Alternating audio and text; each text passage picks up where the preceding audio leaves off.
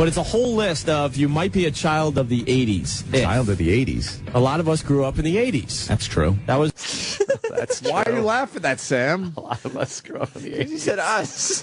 A lot of us grew up in the 80s. You should have said a lot of you grew up in the 80s. Not a lot of us. Oh, God. I was officially a teenager in the 80s. You were grown up. I was officially a teenager in the 80s. But the thing is that is not a lie. The bit is not where you. It said, were you a child of the 80s? Were you did the U.S. government classify you as an adult? Which you most certainly were not. A child of the 80s. Yeah. I barely was. 80s. That's true. That was our growing years, okay? You might be a child of the Our 80s growing if years. you remember when Jordache jeans were cool. I hate to admit it, but if... Oh, I hate to. Why? I can't do this today. Why not? So difficult. That was funny. I can't do this today. Look, sure you did some embarrassing things in the 80s, but those were your growing years. Yeah. You were just a boy. Your growth was stunted for a long time. I didn't even realize that angle on this whole thing until Sam just started beating us with it. Yeah. Well, I didn't either until I started listening, and I was like, wait a minute. And you know why it was? It was because Opie, on Friday when you were talking about AAF, said that you guys used to pretend to be younger to relate to your audience. And then when I put this in, and then you guys started, I was like, oh, this is like it. prime example. Yeah, Yes. yeah. Yeah, grew my hair long, started saying dude a lot more. I added some A's to words. Yeah. Fuck. Oh, no. This, Right, you were a teenager in Sweden. this is not going to be pleasant. Fuck me with a stick. Look to your right. It's going to get worse. Oh, yes. Yeah, look who's walking down the hallway. Bill Burr. Well, you couldn't have been older than 27, 28 here. What, in 97? Yeah. Right? Mr. Burr, Bill Burr. welcome to the show. Bill Burr. Good timing. Going to be How you on doing, Jimmy man? Fallon tonight, I hear. Yes, I am. Oh, that's good. Congratulations. Yes, I am. That's a good one. You, this is the worst day to have you here. Not for Bill. Why? You're Well- going to enjoy today, sir. What did I walk in on we've here? done this thing called Jocktober over the years, and we I take remember every that. October. Yeah, Yes. we feature every day a show that sucks and is hacky and a typical broadcast radio drivel with the hole and the chick that's got to keep them all in line. Wacky morning shows. Wacky morning show. What am I explaining to you? You've been on 1,000 of them across the country. We've done 10 I'm or on 12. one right now. Exactly. You guys kidding? Exactly. Well, Well, you have no idea. We always finish off by dredging up a bit of our own past. And I found a CD of one of our, our first year on air. On WAAF. this is from 1997. 97. Dude, last time I saw you guys do this, Anthony was hiding under his coat. He was zipping up his winter coat over his I've face. kind of embraced it now. Oh, so you were here for last time we did Yeah. No, this was years ago. Oh, okay. This is the other studio there. And Yeah, you guys, we try to kill ourselves at least once during Jocktober. Today's the day, so This is congratulations so to Bill bad. Burr picking today to come in. Now, what you made... Any time. That's all I remember you doing. Anytime. What we are doing here is something, a little bit that kind of thread its way through the show that day. It was called "You're a Child." What is it? You're a child of the 80s. You might be a child of the 80s. Might be a if. child of the 80s if. How'd you And- come up with that one? I just have He already, there it goes. The first one's been thrown out by Bill. Should we do the setup so he Yes. Yeah. Okay. Yeah. It's very organic. Should we do the first track too? Yeah, of course. Yeah, I think There's we a good should. laugh at the end of the first I think track. we should. Well, it starts with this. This is the first track on the disc. It's 8 seconds. It might be from the 80s if. Well, no. Child of the 80s. Child of the 80s. No, before we got Child. to the topic, I take full responsibility. I decided this was cool radio for 97. No, without a doubt, every guy and girl whizzes in the shower. Yeah. 107.3 WAAF, the only station that really rocks. See, he turns the mic on, so why was he surprised that it was going out over the air? I was so edgy. I'm like, oh my God, did that just Oh, go I over fell the for air? that. I was like, nah, you guys, you could see the beginnings of your next show, the next part of your career. You totally fooled me. I like this guy. I wish I was in the studio. I could hear what they were talking about. You totally had me. You didn't even bring it up. I still would have been waiting for that. What Sam brought up, though, that throughout this whole thing, we're talking about how the listeners and us, of course, being children of the 80s ourselves. They said that Opie and Anthony could relate to this because speaking to the listeners, we all grew up in the 80s. We are all children of the 80s. Referencing that Opie and Anthony did not do any growing whatsoever in the 80s. I think I was already fucking married, drunk. I officially Driving past your house, lights are still on. Fuck. Oh, that's a great fucking This is, callback. I was officially a teenager in the 80s. That's all I'm going to say. And I did spend one half a year in high school in Yeah, so the 80s. So technically, we were still growing up. You drove past the Dakota right before Lennon got shot. You're not a child of the 80s. He stayed back a couple of years. He's one of those guys. Slower. You got to hear the next. It's a good lead-in. Sure, here we go. I got a cool email from, I don't even know from who, actually.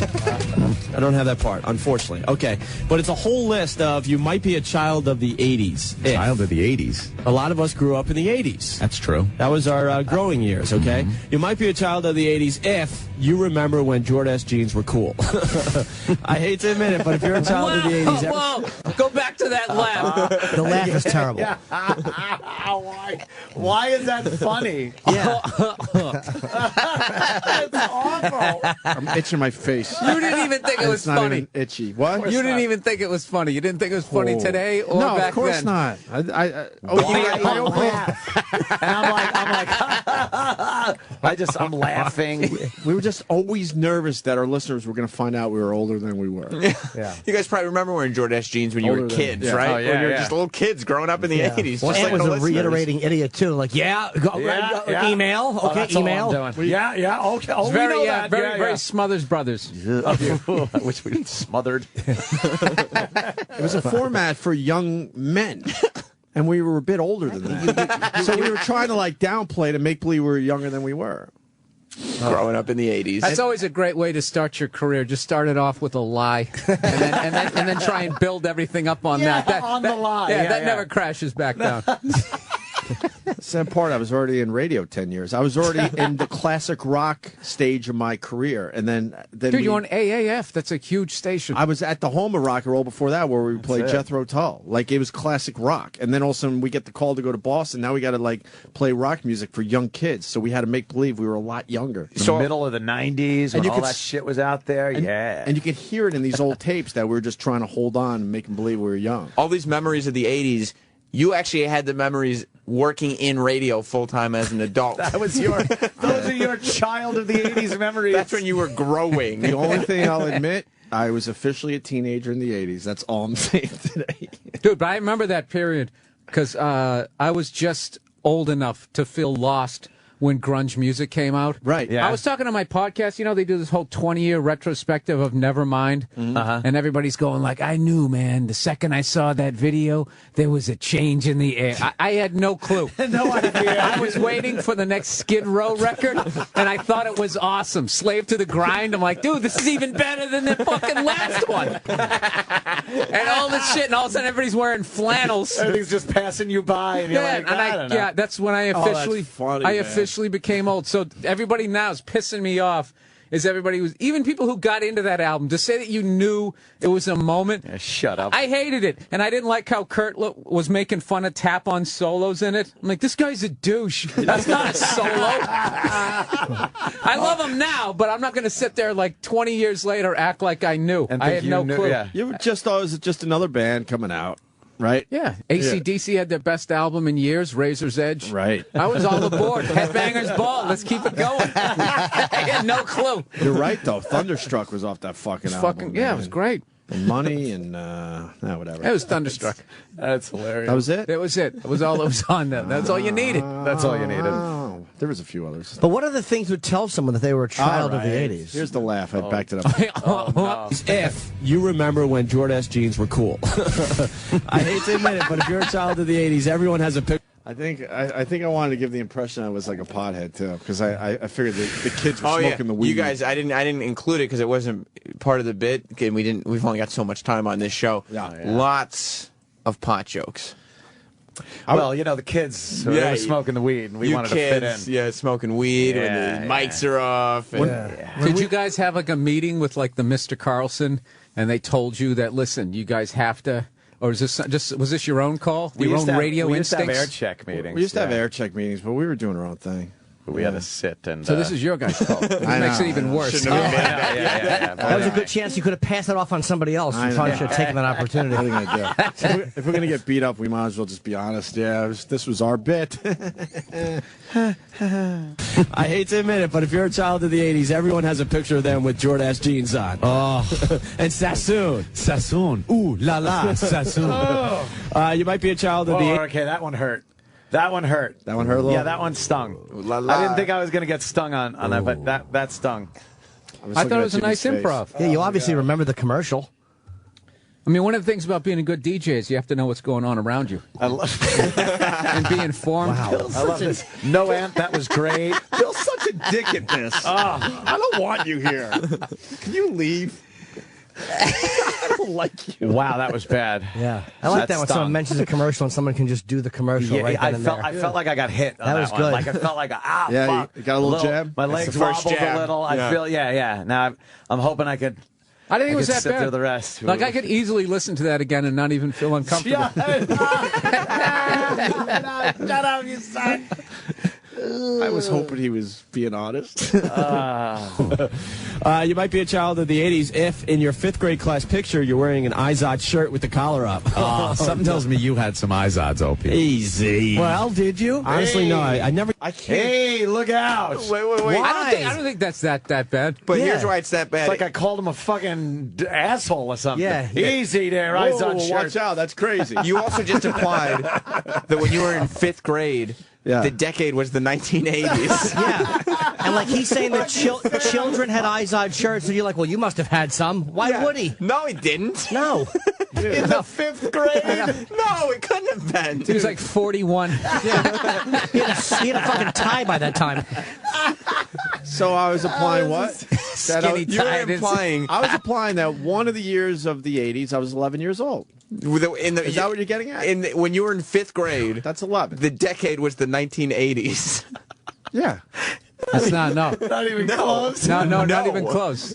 That would be that you were born in No. '69. How would you know? I was a Because teenager in the 69 80s. plus 11 is I 80. was a teenager in the 80s. Fucking Sam, fuck you. That goddamn Sam is pulling these fucking little tidbits So we're out. trying to have the audience Yeah, you didn't believe that we could be 11 years old in the 80s. Never would have figured that. You didn't have an Izod shirt when you were a kid. No. No, you had a fucking like a Village People iron-on or something from Maybe like an iron-on. 74, 75. That's right. Yeah. He was too old to be in Over the Edge when they made that movie. Nobody remembers that I one. didn't see it. Wearing a Woodstock shirt that he got there. Yeah.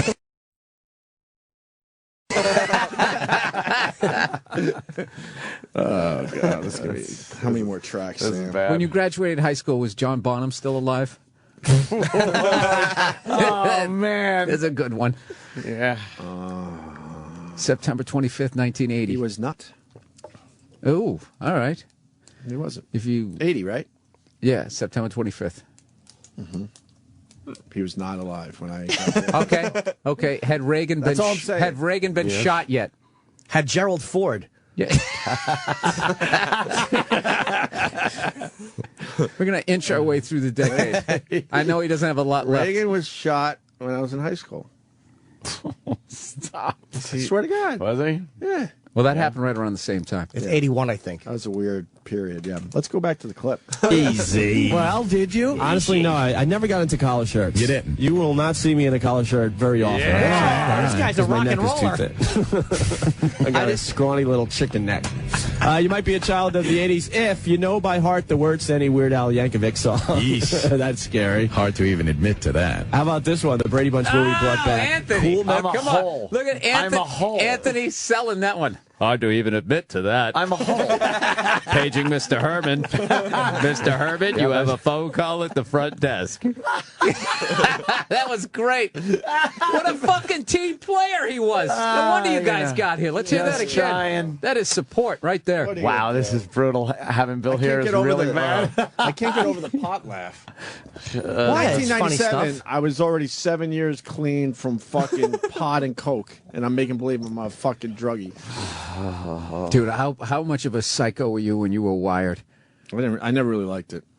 Yeah. I never liked it. I could look at you. You're the same way? No way. No, I Yeah. never fucked with that. Oh, you never even fucked with it? No, I That's never smart. tried it. No way. Yeah, I never. No, really- I'm a I thought- Len Bias kid. I saw him. That was the big rumor was he did it once and he died. That's all you needed to That's hear. yeah. So I was like, all right, I'm not messing with that. I didn't like it as much as I thought I did. I think. Yeah, I was done by '89 on that. Well, considering your radio career started with a lie, I don't know if I'm believing this either. Yeah, I wasn't into that. I just Pot.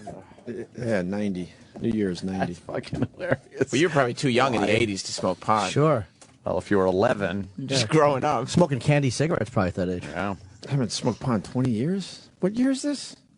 I gotta That's start 21. smoking pot again. It's 21. It's time. Art that works any Weird Al Yankovic song. Yeesh. That's scary. hard to even admit to that. How about this one? The Brady Bunch movie brought back Cool Memories. Cool memories. Yes. One more. You might be a child of the 80s if 3 words, Atari, Intellivision, and Coleco. Oh, Coleco. Coleco, I'm Yeah, sorry. I remember those. That was all we had. We didn't have computers and, stuff like that growing up in the 80s. Growing up in the 80s. Like your parents bought it for you and you didn't buy it for yourself. This is so fucking big. You were writing code in the fucking 80s. Also, current day Anthony. Having the ENIAC computer. Yeah. Also, current day Anthony corrected me from 1997. Oh, that's true. Yeah, That was yeah. kinda creepy. I know that was weird. I like that Ant just repeats key phrases and key words. That's all I did. It's really funny. I had no clue what You I was sounded doing like there. you were fresh out of broadcasting school. Fresh out of broadcasting school. Fresh out. I was like- I had no, I had no idea why I was there, what I should be doing. It was very scary. And the very end of the clip, Ant's trying to put up this facade for everybody where he says, yeah, we didn't have any of that stuff growing up. growing up, Because yeah. He can't admit that See, I couldn't really dive into the lie. in your house is where you have Growing it, not up. in your parents' house. Right. Growing up, not in the 80s. Just growing up. Growing up. When was the Shut big up, Sam. What? When was the big watershed moment where you guys would just had a conversation? Oh, like, we remember that, actually. We can't do this anymore. It was a drive home. Yeah, we always had the drive home It conversation. was one of the drive homes. We said, fuck this shit. Let's just talk about whatever the fuck. Yeah. Well, because you don't get the luxury of doing whatever the fuck you want. You do kind of have to listen to people until you make a name for yourself. So we were just playing the game, I guess. Yeah. You know what I mean? And then one day we're like, fuck this. Gives a fuck about this shit. Let's talk about whatever, pops in our heads. Yeah, and just getting comfortable there, for me at least, getting comfortable Yeah. is so important because So I fuck- important. so important, important. So it's important to be comfortable. Important. It's important to be comfortable. Paging Mr. Herman. You fucking asshole. Paging Mr. Herman. Mr. Herman, you have a telephone call at the front desk. That was hilarious. He's looking around. All right. So that's it, I guess. There you go. The end of Jocktober. I don't think it was that bad. The end, huh? That was quick. Sam? I would think Sam would have come up with a few more clips. Yeah, that's not the end. There's several more clips, actually. Some more lengthy than others. O and A There's a haven't. picture of Opie from the 80s right there. Yeah, there. I'm surprised you're not wearing an Izod shirt. They put a baby picture of Opie up on the Facebook site. Good Lord. Yeah. That's me. What year? That's got to be. That's I would say that's 79? pre moon landing. Turn that You gotta Sam. say pre. Yeah, dude, that's 64. Kennedy's still alive with that one. Look, he still has hope in his eyes. Last time I had hope. O and A haven't finished listing things that were true in the 80s after some hilarity. They take some phone calls that probably aren't taped. I wouldn't think they're taped, would you? Oh, No, we did live phone calls, Sam. You did? Yeah, we took live phone calls, Sam. All right. Maybe the phone's ringing because we got an interesting little phone topic today, Ann. Yes, we do. I got a cool email that we're adding to, actually. You might be a child of the 80s if is how it goes. And, for example, the phrase, where's the beef, still doubles you over with laughter. Yeesh. Remember that? Yeah, I do. That was That never was like- funny. But that was That was never funny. that was a long laugh for that. I just smoked pot. Because you guys smoke pot out there. And you're See, I relate to you. You're agreeing that phrase doubles you over with laughter because you guys are children of the 80s. I want to Because say a something pothead would here. probably laugh at that. I shit. want to say something here. The original Where's the Beef commercials, when they first came on, were funny. They were. People found them funny. Sure. It was a great... I never got yes. it. I never thought Where it was the funny. old lady walked up and just yelled, like, "Where's the beef?" And the driving with the fucking, she's driving and sliding in the car. It was a funny. I really did. People did kind of You like were those. you were a commercials. little kid. Of course, you found it funny. Yeah. See, as a child of the 80s, I found things like that funny And in between because- watching Smurfs and other cartoons from Are the you 80s. saying we weren't children of the 80s, Sam? No, I'm agreeing. I'm listening to the show. Are you willing to admit that I was a teenager in the 80s? You might have turned 20 in 1980, making you 19. Dude, that baby picture is looking very Eisenhower administration. That is right there in the industrial military complex speech. Right there, yeah. When was Sam born? 1983. Jesus. So you were a child of the 80s. I was a child of the 80s. As were all of us, I guess. I guess so. We're not that far off. He was a baby in the 80s. Yeah, we're in the same spectrum. You know why you liked Could Where's both the be Beef? children of the Why? 80s. Because your father was drinking and you were eating doilies at that age. You had nothing to eat. I had nothing to eat. Pasta against the wall. No, that was the 70s. Or maybe the 60s. I have no idea. Can we negotiate? That picture's great. I think when that picture was clicked of It's a Opie. big bun. It's a very big bun. Big fluffy bun. It's a very big fluffy bun. Where's the beef? Some hamburger places give you a lot less beef on a They're lot all of dead. bun. People like Where's the the old, beef? the At old Wendy's, broad. we serve a hamburger we modestly call a single. It was And just when- a bad line read. Yeah. Where's the beef? Where's the beef? They're bad, the time. awful acting, looking around. I never found it funny. I'm not trying to be a snob here. Never found it funny. Opie, when that picture was taken, right when the shutter clicked, I think at the same time, a gentleman was saying, "I shall not seek, nor shall I accept your nomination." Dude, that's not even true, because that's like 68. There's no way. So you Dude, think it's a- that's 64. You think Ich bin ein Berliner? I think Mustang was just rolling off for the first time at the Ford company. Could be. Their new car, the Ford Mustang. That was probably 1970. You got out of an Edsel. Go over with laughter. Yeesh. Remember that? Yeah, I do. How about this one? You might be a child of the 80s if, honestly, you remember when film critics raved that no movie could ever possibly get better special effects than those in the movie Tron. Tron! Oh, that was horrible. I got one I just thought of. What are you laughing at? About, your child of the 80s. What were you laughing at? And then you think it's going to go somewhere with a bit, and then all you get is, that was horrible. Shut up. Dude, all this just sounds like all my early stand-up tapes This where is so bad. you basically sideswipe funny. You get a little close to it, and then you just keep going. Yeah, and then just kind of knock off and hope for the Instead of best going down with the it, road. right? Yeah, a little paint on the side of your car. That's all you get. Hope down the road you straighten it out. And, I want to hear some of your old tapes, though. No effing no way. It's no not way. easy. I have. Why not? do you at least have one example you could give us right now? I get enough. Oh my god, dude! I just what I was wearing. Really? I have one. I am wearing like navy blue Dockers Okay. with black shoes, no belt, and then a striped shirt that's like pea soup green and navy blue. Wow. Okay. And I have a could big picture that, big afro. big red afro. A big afro, and I'm too afraid to take the mic out of the mic stand. But I'm holding on to it for dear life. And I have the most clever, douchey jokes you ever heard in your life, dude. They're horrible. I play it. Anybody comes over my house, if they ever do my podcast, I'll show it to them. And then I did it for Nick Swartzen one time. And Yeah? it's just over. They're like, oh my God. That bad? I got one of me bombing on local cable, like, some cable access shows, like my first TV gig. It was, I can't even remember the jokes. They were just horrible. We got to see and hear that, man. That's a great. Look at the velour shirt I was wearing as a young child. That's you, Anthony? That's Child me of the in 80s. kindergarten. That's my kindergarten picture. You can see the tang on the side of your lips. That's 69. Side of your mouth, I should say. But, you know, you're a child of the 80s if you remember Ronald Reagan speaking coherently. Very good. Oh, no, don't do Hello, it. AF. Who's this? Yes, Tom. Tom, what do you got? All right, you know you were born in the 80s if you think Philip Michael Thomas is a celebrity. I got another one. I got 2 words for you. Quiet Riot.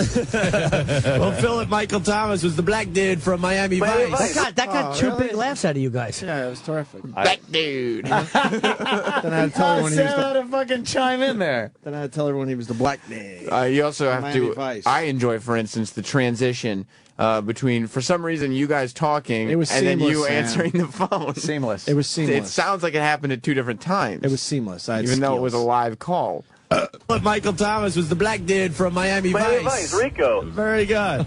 AF, who's this? Hey, it's Eric. How's it going? Good, Eric. What do you got? When wearing leather pants were cool. Very good. Wait. The leather pants had to have about 100 different zippers on it, too. You had to have the zipper near the ankle. You were really cool if you had the leather parachute pants. Oh, exactly.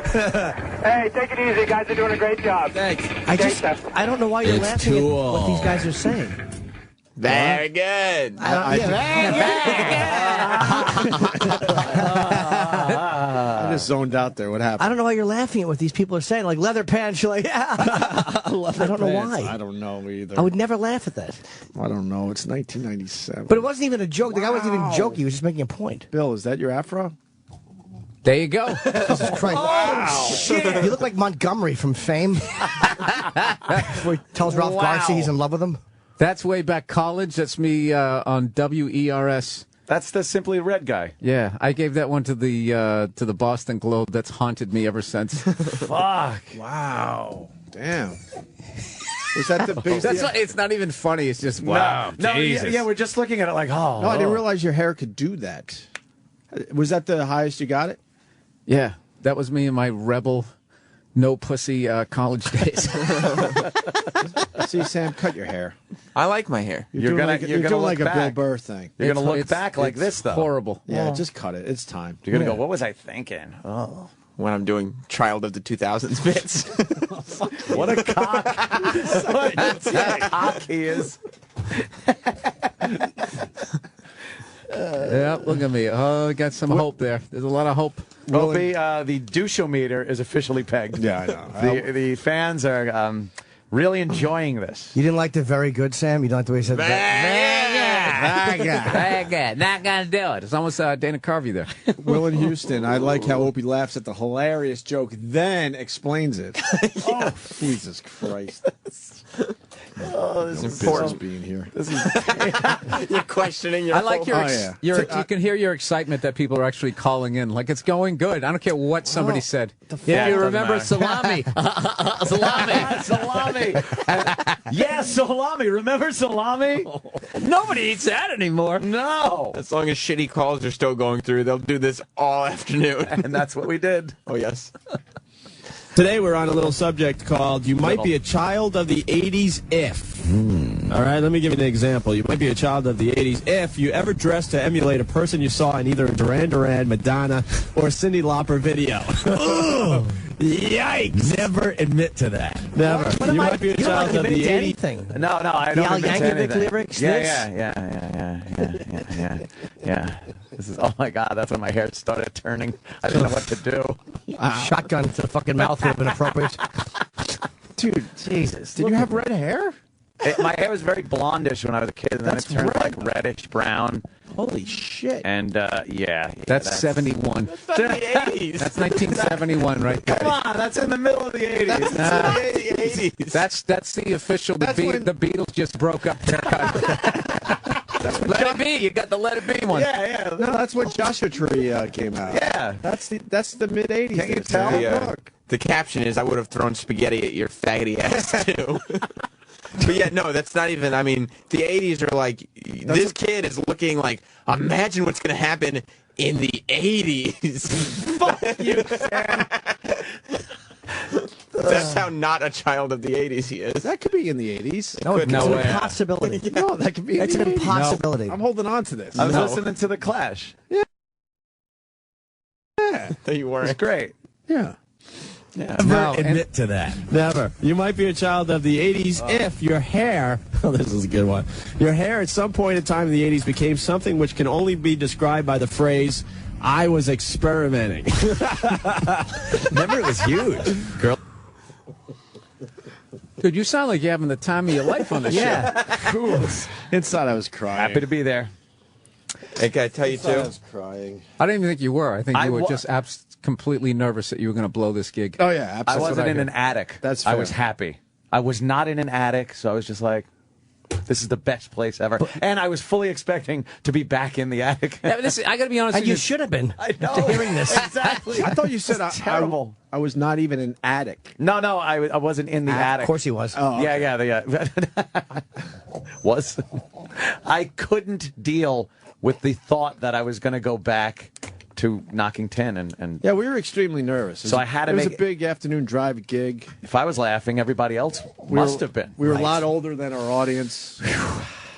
But they weren't saying funny. Like, I wouldn't mind if you were laughing at a couple of jokes that weren't good, but you just laughed at anything that was from the 80s. Like, you know what I mean? If you remember 1983, yeah, it was before 84. That's yes, stupid. there's no reason to laugh. No, because they're not jokes. And the Hey, other, remember that? Yeah, I do. the other thing that It's a crutch. you guys were told was not only Shut up, Sam. to not act your age, but to keep it local.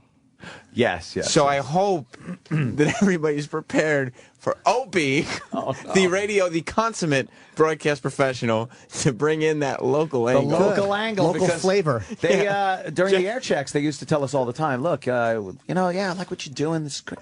But you know what? You got to make it a little more local, guys. Just to remind the audience that you grew up in Boston in the 80s. You're from. did not do that. You didn't. You This would be a acted like surprise for me. you were from Boston. No. No, he didn't. No. Well, you brought in the local angle. I got to hear this. Oh, my God. I was experimenting.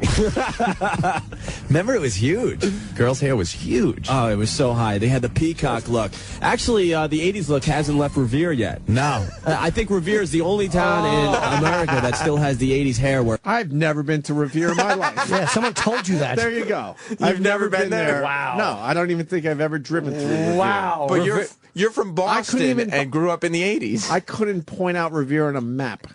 And that was the hackiest reference right, in stand-up. So that was the one that you said in the Boston area. Like, oh, is this guy from Revere? Yep. All right, so someone obviously told me that. Yeah, of course. Yeah, that's the hacky. But you can hear it in him that he has no idea confidence. what Revere is, where it is. He's just throwing it out there. Is that good? It's local, right? Almost like someone's talking in an earpiece and he's trying to get past through levels of security. What's the password? Revere. Revere Yes. Hoo-ha. would be the hack town.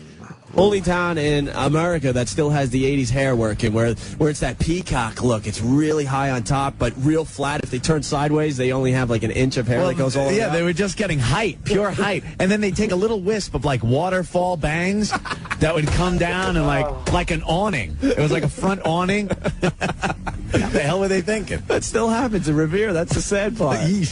AF. Hey. That was That's great. You went back to Revere again. Yeah. But that was a table pounding. Like, he said, like, yeah, it's just an inch, and I heard. You heard that, did you? I sure did. Yeah.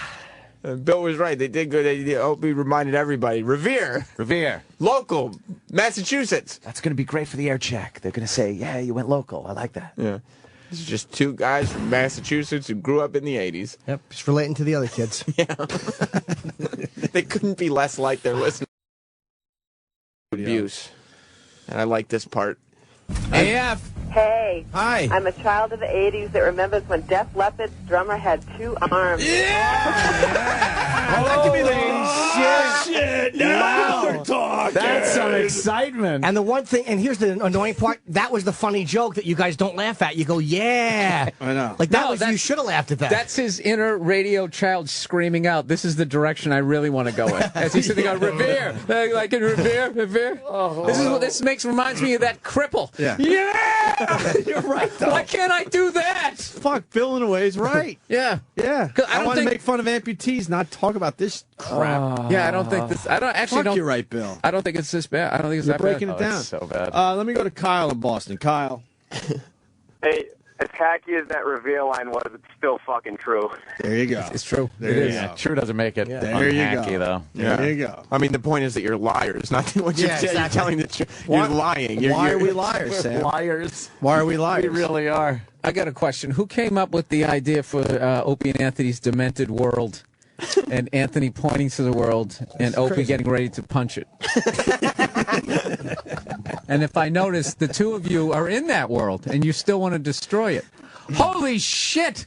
Look at Anthony's ponytail. I didn't even see that. It's two. I have like one on one side, one on the other, and one on top. Ponytails. So it's like this big, fluffy poodle head, and then You look Opie, like you're in Spyro Gyra. It's crazy, right? Like when I was a kid. And then I got rubber bands in my hair for some reason. Yeah. Opie's got like. It was the first time we ever had a makeup artist, and that's what they decided. Wow. I don't think they were. And you guys artists. were just like happy to be there. Hey, why not? Cool. Look. You're gonna do our hair. It's a demented We're world, doing a isn't photo it? shoot today. It's demented. I It's think it was crazy. I think it was our first photo shoot, right? Opie, now. get mad at the world in this one. Get mad at the world. Yeah. I hope no. Why would we punch our world? Because that's basically what we're saying. You're This is demented. our It's world. demented. It's like Bizarro, but Yeah. different.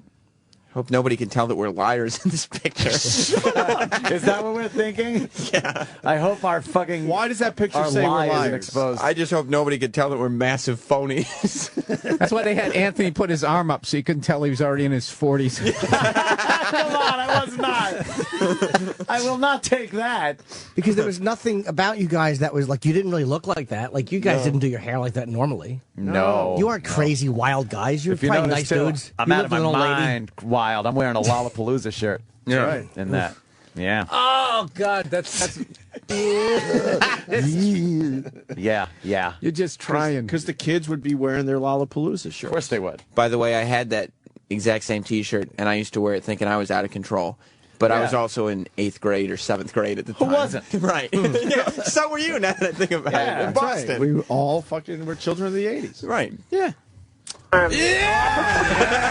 That could be the best of the day. That could be the direction my career could go in. That's what I want to do. Marblehead. Speaking of Lemon flash stuff. dance, remember when all the girls of the 80s thought they were cool because they'd wear the leg warmers to school? Oh, my God. Who did ya there? That was Anthony's. No, but his, I did a but he did his better. who was doing the horrific pothead voice right there? Me, that's what I'm trying That to tell was you. Play that again. Opie and I, Remember when they wore the leg warmers, man? And how long had it been since you had smoked pot? 90. So that's 7 years Yeah. since you had smoked pot. But you sound like Dave's not here. Yeah. Yeah. 7 Yeah, but you had years. your clarity at 35. It's 7 years later. I'm too old for this. I really am. This is so bad. You're not from Boston, you don't smoke pot, and you weren't a child of the 80s. Sam's over there just collecting lies. the evidence. That's why you reacted to that. Oh, He's he just had two collecting arms. lies. Yeah, I didn't. At this point, I haven't had a drug in my body for 21 years. Yeah, let's hear that clip again. That's a good point. do it though. The splash dance. Speaking of flash dance, remember when all the girls of the 80s thought they were cool because they'd wear the leg warmers to school? I like how he fucked it up too. He goes, "We're the leg warmers." Lego warmers. Lego warmers. Yeah! Revere, Marblehead, Worcester. I think we wrote down towns before we went on the air. For the first year, we were we were writing shit down. I think you're right. I think towns were written down. Somebody on the Opie and Anthony in 1997 Facebook page just posted a picture of two confused old men with the caption, metaphorical picture of O&A trying to relate to their listeners. This isn't funny. Yes. Oh, Jesus. You might be a child of the 80s if you're excited to watch Family Ties. Is it nothing funny? Family Ties. Yes, I would have to reiterate. Just chiming in douche. No reason. Almost done. Painful. That was things- towards the end of your anytime.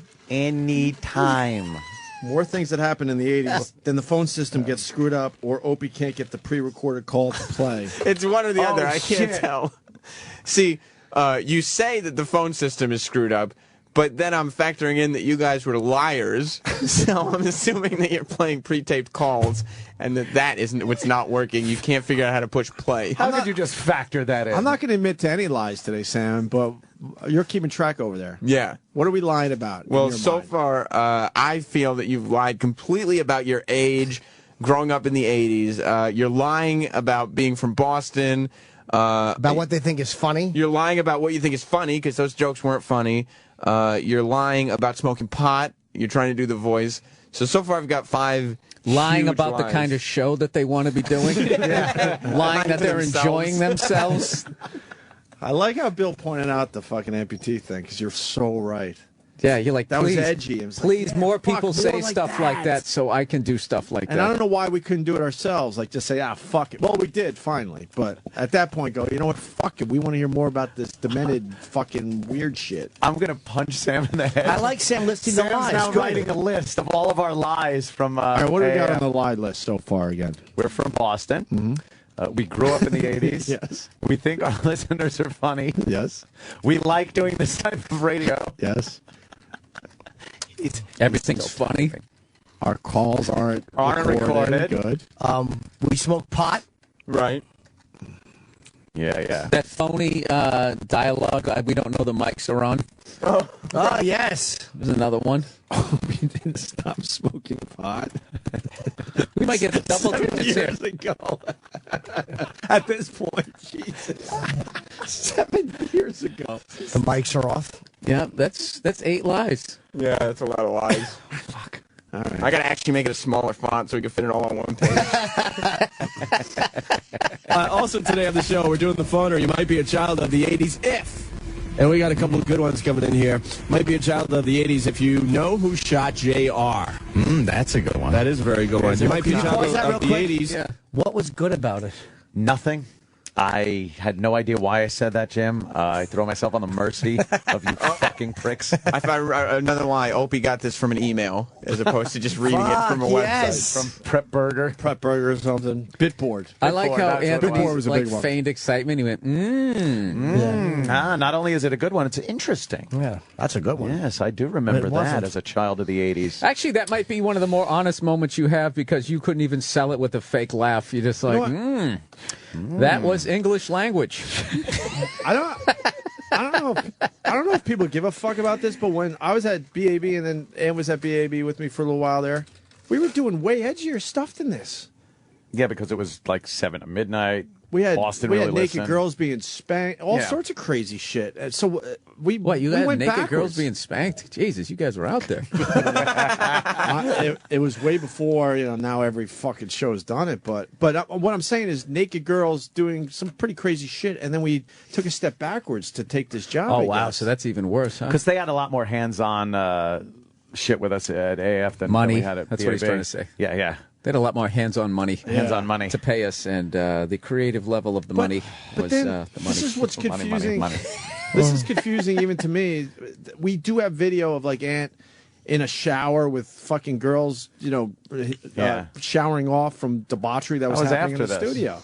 This was before we fucking realized we got to Just we got to do our turn this thing. ship around. We got to do something How far out to sea did you get? very far before we decided to turn A around. sea of other men's cum. Jesus Christ. That's a good one. That is a very good one. You might be It's a child of the hilarious. 80s if all skate change directions means something to you. All skate, remember that? All skate. In the skating rink. Yes. All skate couples only. You can hear our Boston accents. That is a Yes. 70s reference. I It didn't really get is. that. It really is a 70s reference. What?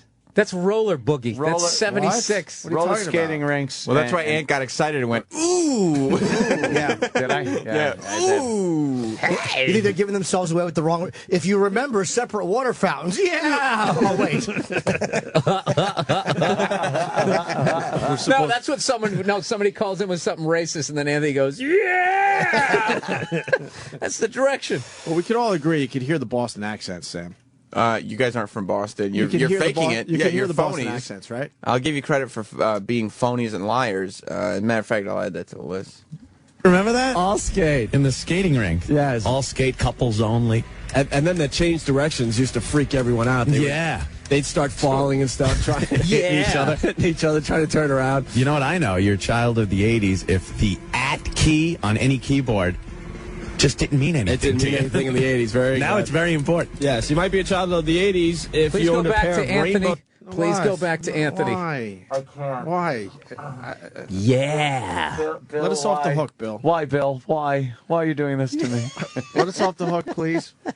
Let's talk about you and Jimmy Fallon. How every time I sit there and you guys are like, okay, this could be funny. You guys go right up to funny and then you turn it back around again. We were scared. We were scared. We were. Okay, now I can't make fun of you. You just totally admit to it. You know, Bill, we were scared. You know, being frightened isn't a funny fucking thing, man. The Opie and Anthony show from 1997 just posted, whoever's running this Facebook page just posted, Brother Mans, why is everyone crashing our site? If this keeps up, we're going to have to block all posts. Chua! Chua! Yeah, I'll have the last laugh when I start fucking printing up Brother Man T-shirts. And I don't there's even the get that joke. What Royal happened? Flush cover. Look, we're Opie playing used to say, poker in a toilet. Brother Man is his catchphrase. So what's up, brother man? Shut up. He used to try to create catchphrases. You know, Opie, I like you too much to even look at you. After here, I'm embarrassed for Just you. let me be today. You wanna Brother look, Man. You want to look at the station CD we were part of? You love the Demented World cover. This was called Royal Flush. That's not bad. We're all just hanging around, playing poker, having a good time. That's not bad at all. People still do that. Where's the urinal one? Was that part of Royal Flush? Yeah, it had to be. There was an alternate Turn it, Sam, a little bit. I can't see. cover or something. We're all at the urinal. Yeah. Mm-hmm. There's nothing to say. There honestly is nothing really wrong with that. So how else do you get 10 guys in a photo? What are you supposed to be doing? Yeah. You know, that looks like a bad rock album in the 70s. Yep. Nothing. Is it overdrives that joke? Nothing. No, you're right. It does. Opie and Anthony just don't remember the 70s. Well, no, it's well before. Tiny little babies. They grew up in the 70s. There's some great acoustic performances and then real shitty comedy in between the songs. I mean, really bad. Really fucking bad. What are some of the artists on this one? Everclear, Tracy Bonham, Local H, Our Lady Peace, Cake, Mighty Joe Plum, and the WAAF Air Staff. The Knicks didn't mean anything in the 80s. Now it's very important. Yes, you might be a child of the 80s if you owned a pair of rainbow suspenders just like Mort used to wear. It's embarrassing. What am I fucking And one more passing real up? fast. You might be a child of the 80s. Oh, man. I actually did this one. You sat with your friends on a Friday night and dialed 867-5309 to see if Jenny would answer. Oh. You did that? Opie, Did you do that? You were an adult. I'm officially going to admit a lie. I never did that. Then why did you say you did? Add it to the list. But I'm officially not going to admit that. I never did that. And Why that's the would you? truth. Why did you tell people that you did? You want to be cool, like because the cool kids did, even though you weren't a kid in the 80s. People now are just writing Opie's a liar. He's a huge liar. But Ant is just as bad for enabling and just going along. Opie knows what he's doing. I'm going to lie right along with him. Yeah. Could you guys look at each other while you were doing this show? Oh yeah, we thought it was for some great. reason. Yeah, They high-fived while every song was playing. but The bald-faced liar show? Yes. but who would ever think that would be cool to say on the radio? That man, I used to call the number. I did that. Oh boy. Oh boy. What you got to do is, I think, when you listen to this kind of a show, you got to get into their demented world. You mean that, Bill? Look at the long leather fucking jacket I got, though. That's cool, right? And your tucked-in shirt. Yeah. I like the fact your shirt is tucked in. Your braided belt. I know by then grunge had come in and nobody tucked their shirt. Nobody That's right there. That's a nice hint. Yeah. None of the kids are tucking their shirts, but you're trying to relate. Yeah. What? You know what though? There's a dead giveaway in that picture. Of what? Dead giveaway that maybe Crow's feet around your eyes? You asshole. Do you have a wedding ring on? Yes. You do? Oh, there What it the is. fuck? Wow. Someone Yeah. fucked up. Yeah, you 'cause probably told people it was a mood ring. That would be the 70s. They told us they told us to not admit we had girls, that we were available For the Wow, ladies. what a prize for the girls that was. Jesus Christ. We were available. Ah, this is so bad. Oh, that was the unusual suspects cover. Yeah, because we're unusual. There it is. What now? I'm trying to figure out what's hanging off your pants. Is that like a shirt? Hat. Oh, you got your hat buttoned to your belt buckle. The kids were doing it. Oh, no. Sam cannot get enough of this. Sam is enjoying this a little too much. Look at his hat hanging from his belt buckle. The adjustable band. Now I get was why. snapped to his... Why does it take this to make you laugh, you cunt? Oh, it's terrible.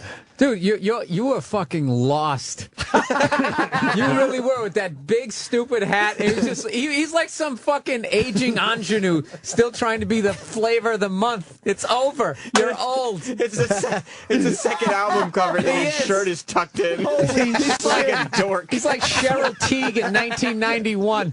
His dorky shirt is tucked into his belted jeans. What a set of balls. Fucking hands in the pockets and true rock star. What a set of balls. Holy shit, Sam. These opportunities don't come up often. Oh, that's fucking I'm going for the gold. Second album cover with his shirt tucked in. Someone look it up. Were the kids tucking their shirts in? No. Dude, even all the other old guys in that photo have their shirts untucked. Everyone has their hands in their pockets. Just a bunch of nerds. Geeks. That's fucking brutal. I know that guy in the end didn't have a real name. He had a nickname, whatever his name Rocco. was. It was, yeah. That was There's no way. Rocco. Rockhole. You just know, yeah. Yeah. He's the guy that used to come on after us, nighttime. Every morning show has that. And see, Hillman had to be the Santa Claus. Yeah, he's standing. Because Dave loved Hillman. He's the guy. You're going to be our leader in the photo. Oh, my God. Hillman's been there that long? He's still there. No, yeah. Whenever I go to Boston, I go out to the show. Then we'll shut up right there. Yeah, I like that guy. I'm not Why, gonna did you blow guys up have the bad spot. blood? I think he's hilarious. I think he's a dick. No, you don't like him? Nope. Too much personal shit. What the fuck is that? Honk for Hooters on a billboard. Dude, who's that guy? I was Wait, never, who is that? I was never on a billboard. I was right? never on a billboard. I can't confirm. Who's that guy on the left? I don't know. That's you in Would drag. you dress up in drag? Oh, Opie? no, I swear to God, no. You promise, because that looks like Anthony and Opie in drag. No, somebody fucking did something. It's the Opie and Anthony show. Yeah, and you're doing There's Anthony. Honk for Hooters. It's probably... No, I swear to you, I'll admit I've done a lot of douchey things in this business, but I've never I would've dressed like a remembered that. fucking woman for a promotion. It's probably photoshopped. It's probably something you've done on the side of a road, and somebody photoshopped Were we it. on a billboard at? I don't remember that at all. I don't That's remember not saying that. much, though. I don't Honking for remember a lot Hooters of- is pretty I nuts, remember a though. lot. It's crazy. I like how you made like the two O's in Hooters were like boobs. That was really clever. Can you get that picture and blow it up a little bit? Is that really me photoshopped? I don't know. I can't tell. I can't either. Look, yeah, I would not fucking dress and drag for dumb radio. Is this for a another dumb lie? radio promotion. Is this another lie? I My haven't personal life's confirmed another yet. story. It could blow, be a blow huge that up. lie. Get in there. No, it's not. I swear. I'm wearing a Patriots shirt. Is that me? I don't think Yes. that's Anthony. I don't think that's me. Because he's got like a No, it's mullet. not me. It's not pulled That's back. not you That's guys. not That's not you That's guys. not us. Okay, you told the truth for once.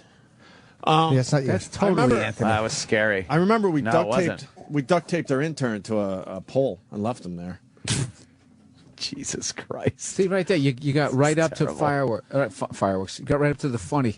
It was funny. I was just saying because we tied a kid to a tree and threw That's correct. fireworks at him. See, you had the idea. we actually duct taped him and took the ladder away, so he was just fucking hanging from a pole, and we left him there and went home.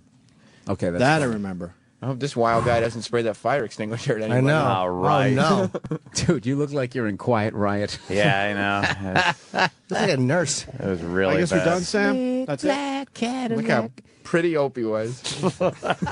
Now he's calling you pretty. That's a pretty intense stare, though. For Well, he wanted to be, because Opie wanted to be a model, so when he was taking radio pictures, he put on a model face, I think. You've told us you wanted to be a model. Yeah. So you're This telling me guy. I you didn't want to be a model. You were a model. What was it about you that thought you would be a good model? I was put in something when I was in Rochester. A couple things that we don't want to talk about. 'Cause that goes back even further. no, the answer. Look at that picture. The answer is because he was delusional. No. Let's go back to that. So what were you put in? Some stuff. Did you model bell bottoms at 26? I modeled I modeled a Coca-Cola T-shirt. Oh shit! There it is. Can we get some sound? No. Yeah, please. Well, Bill hasn't seen it. Please. To me. Because Bill's got to see it. Just want to see the Coca-Cola thing. Phil is smiling now. Wait till you hear this. All right, go back. Fuck. No, I like this because you're seeing all this shit you guys went through to get where you're at. This is actually cool. Good way to spin it. Get ready. Hi, I'm Opie, a starving radio personality. I need TV work. Call me. This number right here, okay? Let's check out some videotape. He just goes. He just goes. Dude. I know there's a lot of rock rollers out there, like Led Zeppelin, Guns N' Roses. Why don't you give us a call right now, 325-0500. If you don't, I just might have to sing, and that's going to be ugly. So give us a call, 325-0500. Gabe, back to you. Opie, thank you very much. Don't threaten us like that. We'd like to thank you for Don't threaten us like that. Hi, I'm Opie from WCMF. You know, it's your life, but if you mess around with drugs or alcohol, it's more than just your life you're hurting. Think about your family. Pause that. Think about your friends. I was doing drugs at that point. Exactly. So you were lying again. And you should be saying that every morning to your radio partner. Because that was in the mid '80s. All you were trying to just fill whatever role was open. Whatever they would let you do on camera or on the air, you'd be that guy. So I'm telling people not to drink or do drugs. And Dude, I was your baby drinking. face really saved you, though. Yeah. As far as this lie about your age. I know. I always looked younger than. So wait, Sam, you don't think that he cared about the message? You think that it was just a camera time? Opie had no integrity. At least up until he came to New York. I probably did coke that night after filming this PSA. All you wanted to do was have somebody put a camera in front of your face. There is no integrity whatsoever. Just lies. All right. Are you done with that so we can move on? No, there's another minute of it. You wanted to watch the rest, right? Absolutely. Okay. You know, it's your life, but if you mess around with drugs or alcohol, it's more than just your life you're hurting. Think about your family. Think about your friends. Coke boogers coming out of his nose. WCMF and 31 care about you. Hear some noise in here. Come on, guys. Yeah. Yay! There's just little kids around you. They're like, yeah, so make some noise here. I swear they are 3-year-olds. Yeah, but dude, I can't make fun of you for this because this is the bullshit that you have to crawl through. Yeah. Nobody wants to do this gig ever. That was local TV, Rochester, MDA telethon. Yep. That was the sound of a man hating himself. That was it right there. I was hoping it would lead to something. Not many years later, still doing radio. By the way, how quickly did you think you were going to make it in this business? Wow, that's a really good question. I started at 23, and I go, by the time I'm like 29, 30, oh, yeah, yes. I'll have my own show. Yeah, that's about right. That's about Oops. right. Oops. Yeah. That wasn't oops. That's 33, I was sleeping on a futon. Dead serious. Not because I couldn't afford a bed, just my place was so fucking small I couldn't get one in there. It sucks. Oh, yes. It really does just suck. Chasing a dream. Yeah. Folks, want to put some money in the fishbowl? Go ahead. Go ahead. Go ahead. Go ahead, you little fucks. Thank you very much. What could you have been saying to her? She's probably like, so how far do you live from here? And she's probably like, about an hour. Just yeah. Hey, where'd you get that mullet? Sam, you're slacking. I have to help you out. Another shirt that's tucked in. Why are you always tucking in your shirts? Those are the Coca-Cola shirts that you were doing for some kind of a... Yeah, when I talk about I thing. could have been a model, this is what I'm referencing, by the way.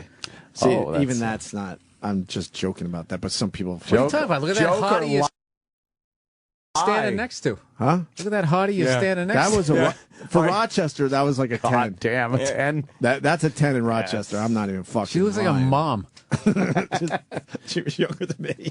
Tits are down by her waist. She's just looking at it. Look how low her tits are. They're I terrible. swear to you, she's in her 20s. And she's looking up at Opie like, you're the coolest. Sam, with his shirt tucked into his stonewashed jeans. Do you think this is a good modeling exhibition? The worst. What I like about Opie here is he clearly knows what to do with his hands because there's nothing more uncomfortable. Yeah. Hey, he's Coke. flinging them around. Are we done with this? Did you want to see the rest? Yeah. Okay, cool. I don't know. Where'd you get that spiky do? So when did you realize that men would never be a part of your life? Actually, it's terrible, this one. They couldn't find a better looking girl? A non-pig? If you were a bottom in hardcore pornography, it wouldn't be as embarrassing. It's up on the ladder. Yeah, it's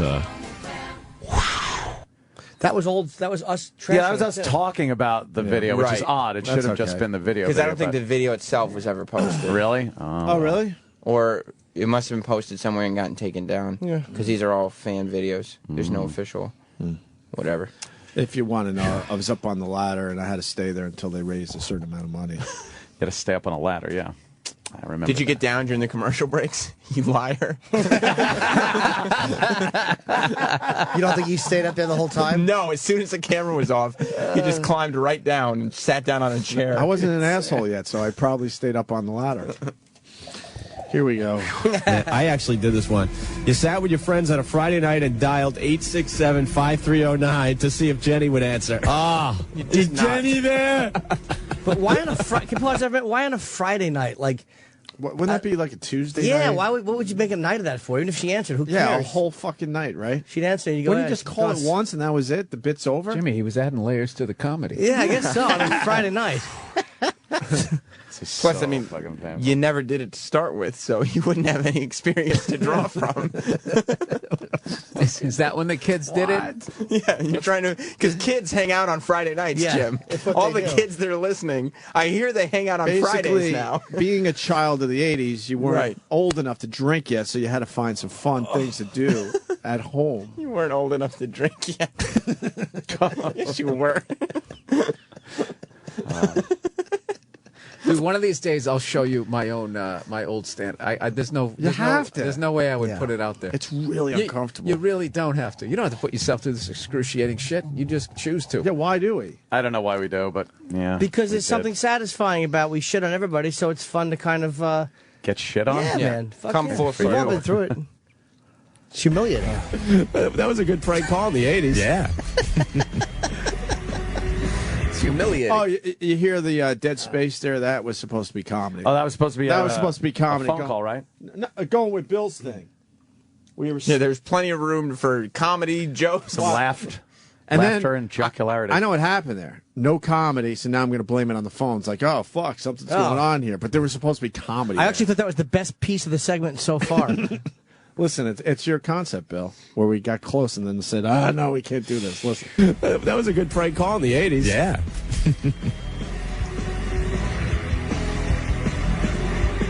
The phone system screwed up. All right. The phone system is screwed up. Another lie, right? It's a lie. He's sitting there trying to push play and make sure the pot is up on the phone call that has been recorded. But I think it goes deeper than that. I think we had no comedy there, and then we both realized how awkward it was. So you panicked and blamed it on like a technical problem. Dude, that just made me nervous. Like you guys were like up until then, you were spitballing, you're throwing stuff out. So even if it sucks, there's not the dreaded just dead air silence of comedy. That was nerve-wracking right there. But see, the other thing, this is something we saved from 1997. I think you were hitting, though. I think you were hitting the button. Yeah, that sounds like something wasn't trying going to get the phone thing played. Yeah, fair enough. So maybe that's not a lie, Sam. No, yes, it is. The phone system screwed up. Because the phone system isn't. AF. Hey, I got one for you. Let's hear it. You might be a child of the 80s if you remember carrying a piece of cardboard to school to breakdance on. Spinning on your head. Yeah. Good addition. With the boombox that two people had to carry at one time. 40D batteries. Good job, dude. I'm so happy. I hate the forced jocularity. Like everybody's just having a fucking laugh party. You guys both wanted to call that guy a douche because the way he said it. You remember bringing a piece of cardboard to break dance on? You would have been like too long, asshole. I was just thinking, good thing you got those phones working. You got that thing on the air. Immediately. Otherwise, phone's not working. Call her. Hi. Yeah, and it's amazing that these callers have such bad jokes, but they're so good with timing on the air, making sure everything's quick and to tight, the point. Right? Yeah, nice and tight. Anthony sounds distracted during this, like you're fucking online trading and you're just like repeating key phrases like when a chick is yelling at you. Fucking spin on your head. Yeah, I know. I know. And then we go into it's I'm embarrassing. so happy. No, we weren't. No. My God. We were so confused. All right, I've had enough. Ah, there we go. We got one more clip. Because Anthony has some new sound effects. Oh, no. Come That's on, right. man. Don't end with Luckily, me. there's a fact about I love how he pulls his hat down on the radio as if anybody can see him. No, because I can't look at you guys. That's all right. We're not It's gonna so have fun. embarrassing. I'm just going to stare right into your eyes, No, Anthony. please, Bill. Luckily, there's a facts about the 80s that segs into them nicely. Oh, good. See, this clip, it just left me befuddled because you teased that Anthony had new sound effects to do. Then you read the facts, and then you acted as if the It sound was effects spontaneous. organically. But you already announced that you. I didn't even understand what you were going for. We're looking at 1997. That's right. To conclude Jocktober for the people just tuning in. Here's the final track, thank God.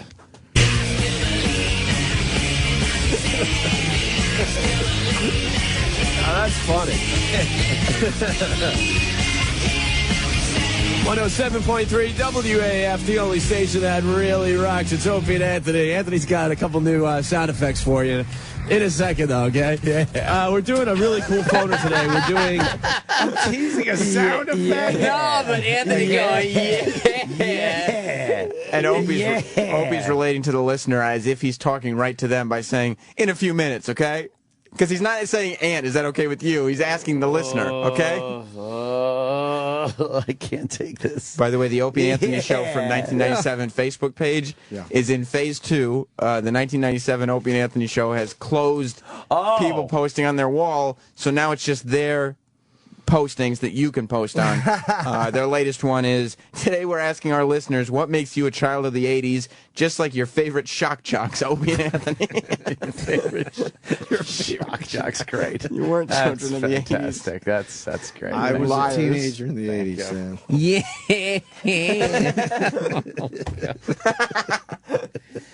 Oh, it's joyless. Effects for you in a second, though, okay?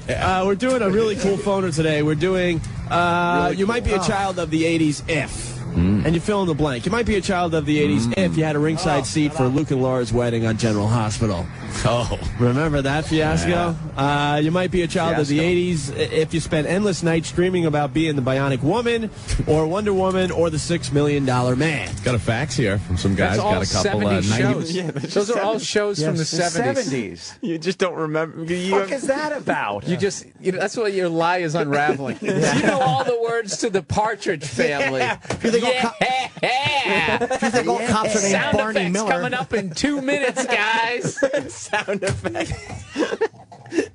This is painful. Our lives are falling apart, Sam. Yes, because you're thinking of things that you're like, okay, well, that occurred a while ago. I mean, I wasn't a kid, but I wasn't a kid in the 80s either, so. You remember Evel Knievel's big jump over the Snake River Canyon? He thought a Ford 75. Pinto was a safe car. Yeah, the Anthony listener- got some sound effects for that one? At that point, the listeners are like, what is a bionic? What shows are they talking about? I never You watched grew up any on of those. Hogan's Heroes, you fucking liar. F Troop. Yes. I'm the worst. The listeners are It's a lie. just starting to ask, how old are these guys? Like, what show is that? The Bionic Who Woman? thinks of her? So maybe we should have cut the bit. Yes. Anthony was watching TV before they ended it with going in color. The following broadcast is in living color on NBC.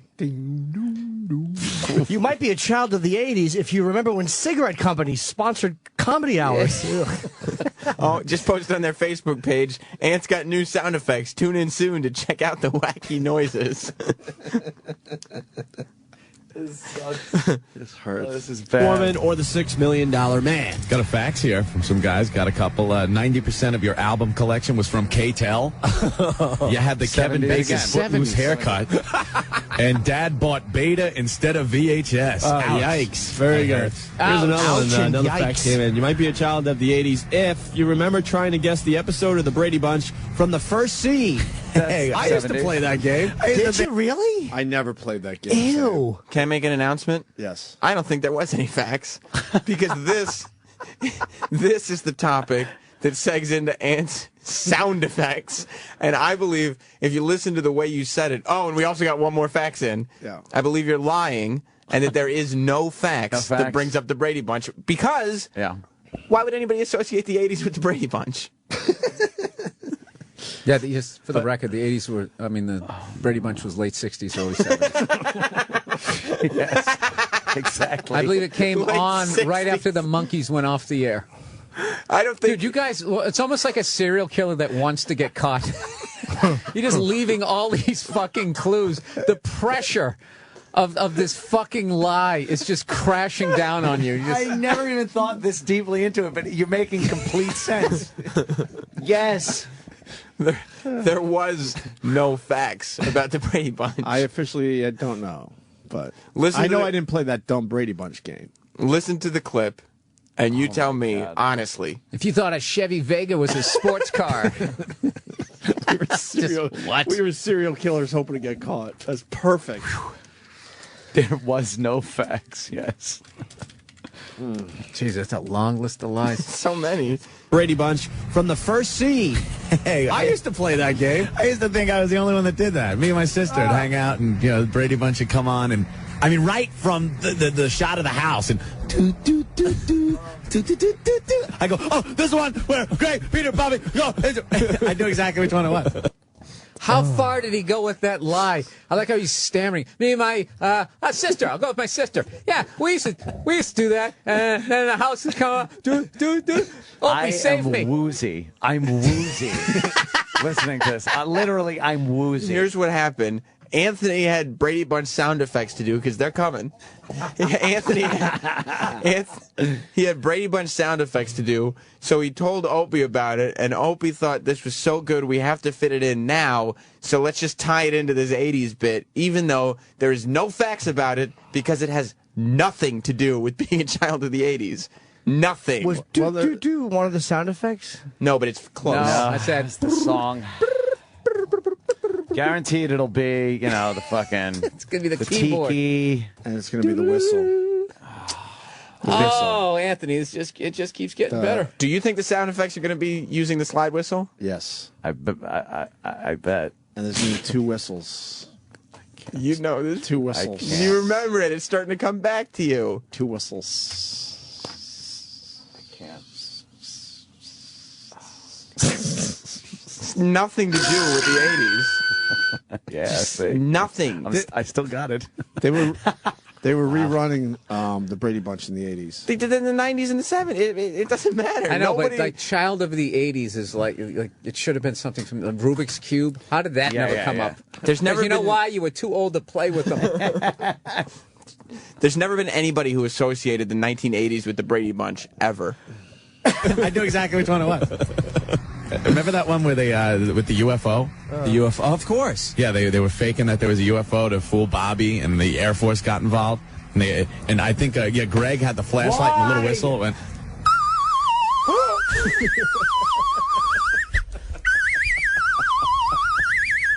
Wait, it's a UFO. Wait, I thought that was the sound effect when they were making believe it was a ghost.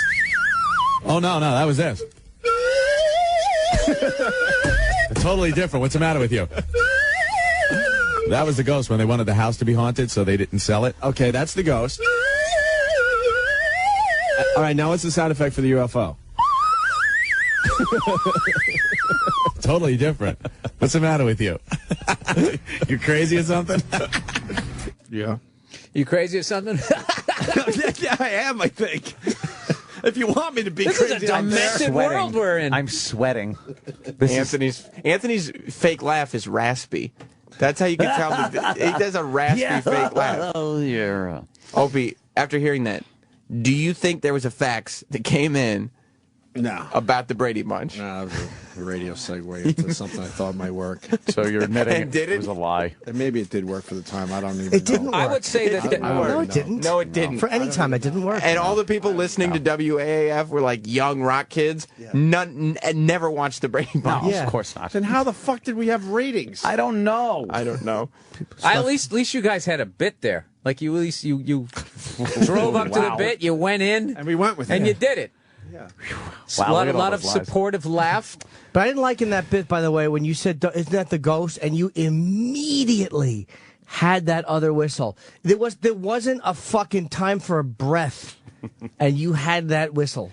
Yes, the Jimmy. ghost whistle. I think I may have known in advance that I was going to do that. Had you guys discussed, okay, here's how we'll come out of the 80s bit and be able to get to your Brady Bunch sound effects? Why would anybody... That's a lie, by the way. I think the conversation was a little more panicked than that. I think. How are we going to fit the Brady Bunch? Yeah, do that. That'll take up 90 seconds. 90 seconds. I don't think that wasn't. We weren't that bad. allowed to talk more than 5 minutes an hour, so that was our best stuff. And this CD was pressed to be sent out as like this is This will get us a the bigger gig. Opie and Anthony show. Yeah, here's a little example. Yeah, of what we could bring to your market. Just a little piece. That was a demo? Yeah. No, it was. It was a show. New York. I don't know if you've heard what's going on in Boston, but I got something to play for you. It wasn't officially a demo.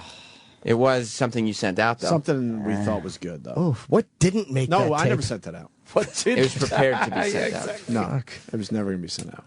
Maybe parts of it, maybe. I don't know. Why am I even trying to defend this? Yeah, it's just... What are the lies? Because that was it. So far, I've got... no, there is no so far. I mean, we're done. If the other guys can think of other lies that I missed. It's done. That was the last track, Sam. Thank God. Lies. We're from Boston and have accents. We grew up in the 80s. We think our listeners are funny. We like doing this type of radio. Our calls aren't recorded during the songs. Opie didn't stop smoking pot 7 years ago. We don't know when the mics are on. That's the Opie worst got the one. list from a listener email. Opie called 867-5309. We're single. There are any problems whatsoever with the phones. There was a fax about the Brady Bunch, and Opie played the Brady game. It's not the Brady game. The Brady game. Yes, it was. I just knew that he did some, fun Brady Bunch sounds. Oh, yeah. Hilarious. That's it. Jocktober is officially over. How did you come up with those sound effect bits? Well, Bill, if you got some time, just interest me.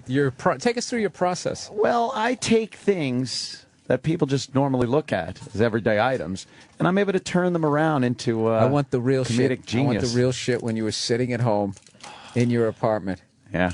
Did you run it by him over the phone? Do you think this is funny? No, I think I was just fiddling with the fucking tootly horn, the tootly whistle. In Nervous the studio. energy during the break, yeah. I was like, oh, this sounded like, that ghost thing. Then Opie's eyes lit up and was like, we're doing that. We're coming out of break. We're doing that. That's right. It's gold. That's right. We're doing it. It's fucking painful. We got one more thing to play for to end Jocktober. Yeah. A look back at this year's Jocktober. Thank God. So it cleansed the palate. Bill, Jimmy Fallon tonight? Yes, sir. That's fucking cool. And the podcast, which is doing very well. Yep. It's back up on iTunes. Every once in a while, every 3 months, something happens. I upload something and it's the wrong format, and then they feel the need to take the entire 4 years of podcast off. Why? I don't know why. I don't know why.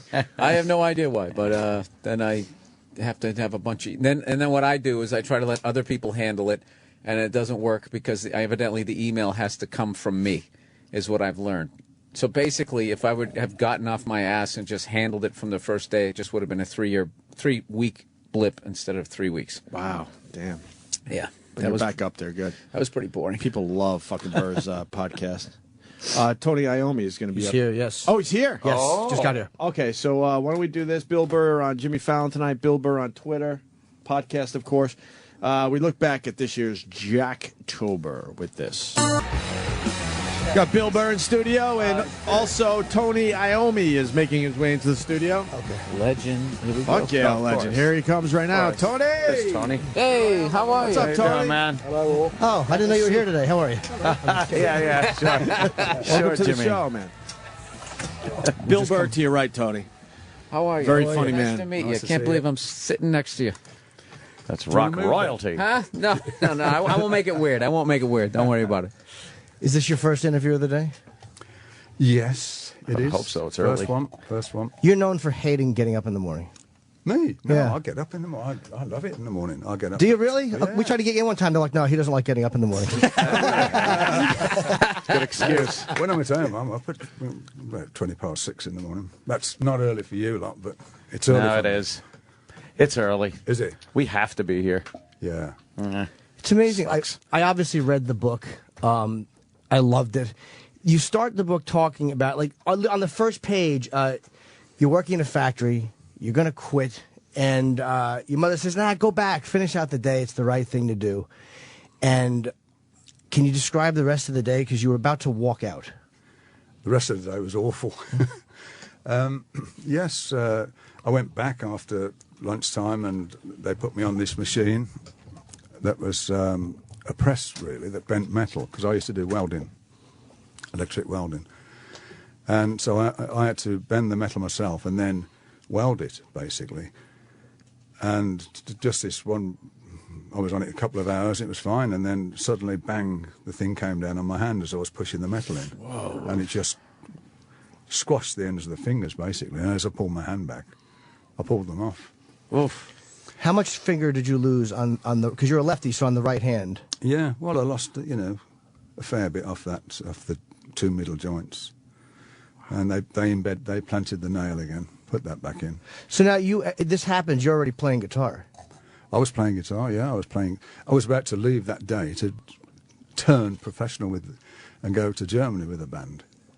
And, oh my God! What went through your head? You just went, it's over. That was it. I mean, that's why I was finishing the work, and I thought, well, yeah, next week I'm off to Germany, and it all went very wrong. How long did it take for you to heal and even to begin? Did you immediately lose hope, or were you looking down, going maybe? No, I sort of got, that's it. It finished, and of course, I saw different doctors, and they said, "Oh, forget it. You'll never play again." That was their attitude, not we'll do something for you. Did you consider playing right-handed? Maybe you could strum or anything? Funny enough, because it seemed like then I'd been playing a long time left-handed, which wasn't that long now. Right. But at the time, it seemed like, 3 years seemed a long time. Wow. How long was it before you picked up a guitar again? I tried, even though I was bandaged, so it's not that right away. So I was trying to play, and I did learn to play more with my two outside fingers. And wow, that's a hell of a story, a hell of a way to start a book. Yeah. No, just the fact he was going to quit that day. I know, right? Stick it out. Stick it out. It's good, great. I just couldn't believe it. I just couldn't believe it after all the things that my mum. Of course, my mum obviously felt really bad then, because she sort of made me go back to work. Well, I love your mom, because without that terrible mood, there'd be no Sabbath. It's the greatest thing, because you would have been off with that other band. So it's like kind of great for me that happened. Well, it sort of made me, it made me create a different sort of style of playing. What was that other band? Did they ever become anyone?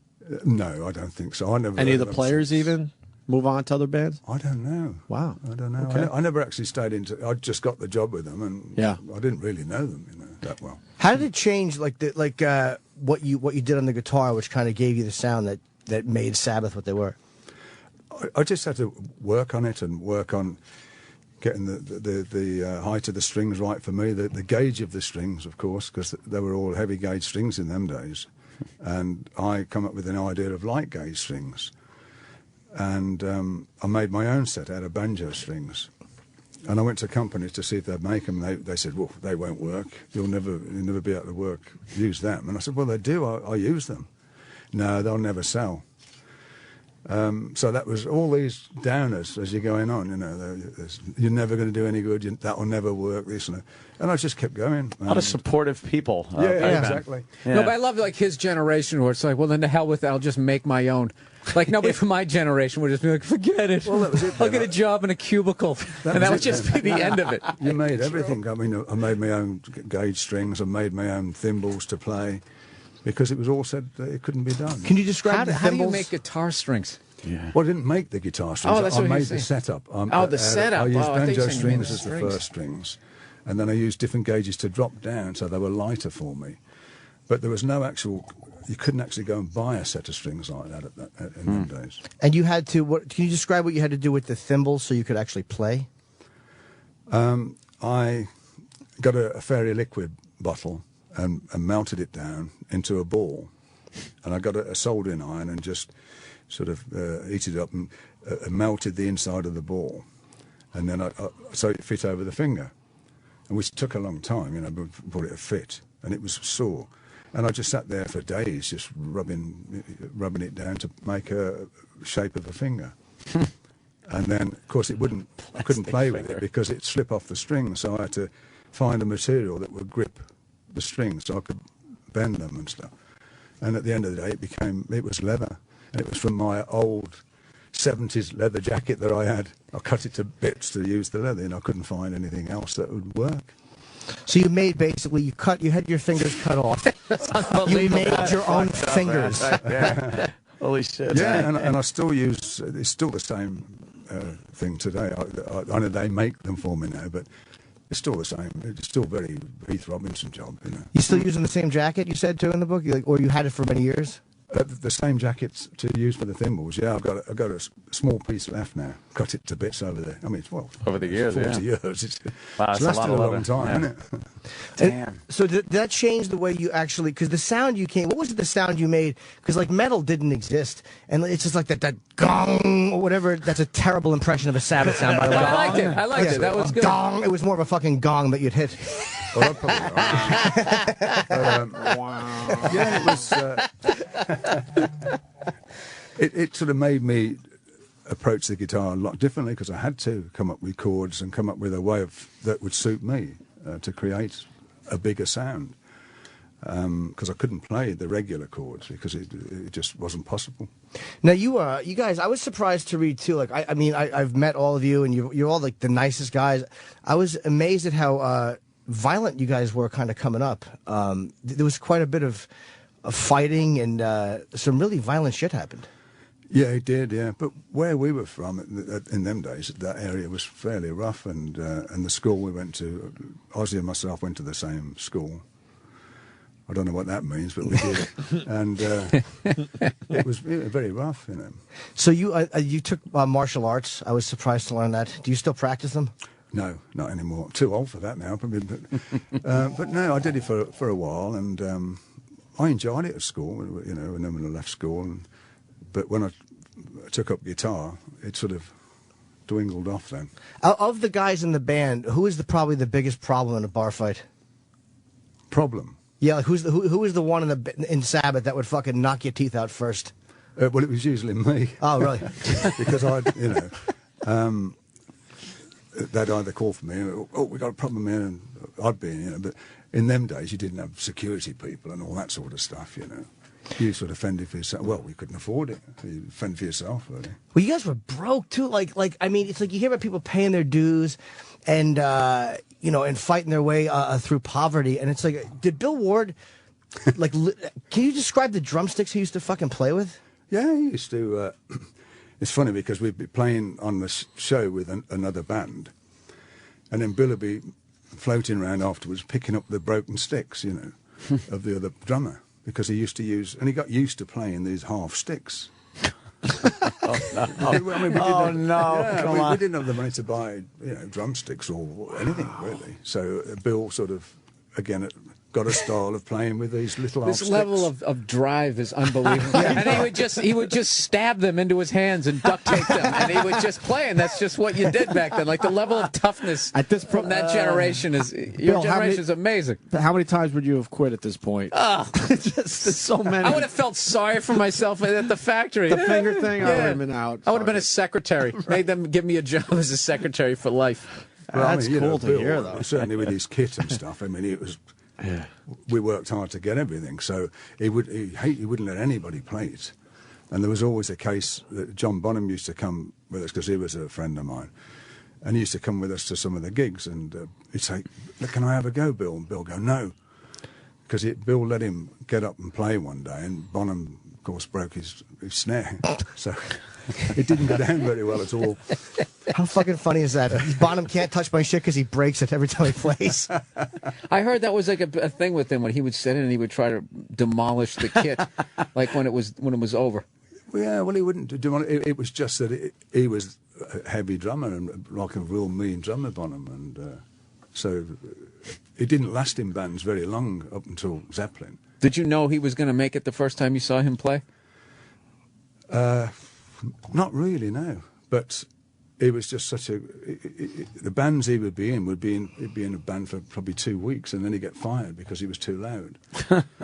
So yeah, up until Zeppelin, that's the time he really kept a job a long time. Right, and that was another thing where you'd think he'd be like, well, I keep getting fired. Maybe I should lighten it up a little bit. And he's just like, nah, to hell with this. This is what I do until I find people who get it. The great thing was he used to have the drum case, and he'd have the name of the latest band on his drum case. And it was getting smaller and smaller because he couldn't fit them all in. And they crossed out the last one he wanted. You know. And you remained friends with him up until he passed away. Yeah. He was the best man at your wedding? Yeah. Yeah, he was a good mate. We used to go out in clubs and, you know, most of the time I'd end up driving because he would get paralytic. And I'd be on the way, but, you know. On the way, yeah. Did he encourage you to drink the night before your wedding, or did he think that sobriety was probably the best? Dear. Did he encourage me? Well, as I said in the book, we went out, just the two of us and a driver, thank goodness. And we went to different clubs, and we went to this last club about, I don't know, 10 to 2 in the morning. And it was closed at 2. And Bonham goes in and he goes to the barman, 12 bottles of champagne, all open. He went, yes, sir. So he had 12 glasses there and 12 bottles all filled up. And he went, go on. I went, what? He said, go on. Drink them. I went, I'm not going to drink them. He says, you've got to drink them. I've had them open now. I said, I can't. I said, oh, if I drink all them, I'm going to get married tomorrow. What's going to happen? And he went, ugh. And he went down and just drank the lot. And within half an hour, he was just paralytic. And of course, we had to take him home then. And his wife wouldn't let him in when we got home. She said, he's not coming in like that. Please. She's shouting out the window, he's not coming in. Please let him in. You know, I'm getting married in the morning. He's got to be there. Well, he's not coming in. And eventually, please let him in. So she came down. He can come in, but he's not coming to bed. He can sleep down there. So we put him up against the radiator in the hallway like this.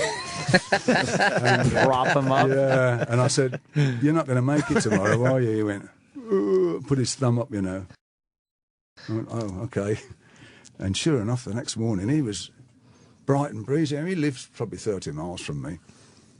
And I saw him coming up the drive, and I just got up, me. And he's all dressed up and coming up the drive. He just sort of, he got that recovery rate. He could be fine. It's one of those guys that could fucking function the next day. Yeah, I envy that. Yeah. I didn't feel too good, but he was fine. How many times have you been married? Oh, God. Yeah.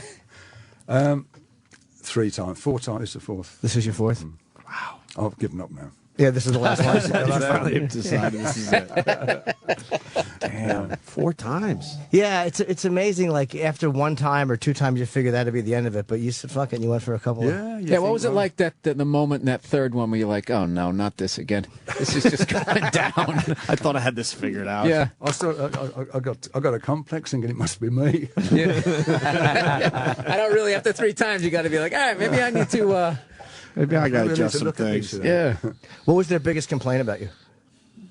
From who? From like the wives. What was the women's biggest complaint? Well, certainly the problem from my first marriage, and that was great, really, that marriage. But I was never there. I was always on tour or in the studio.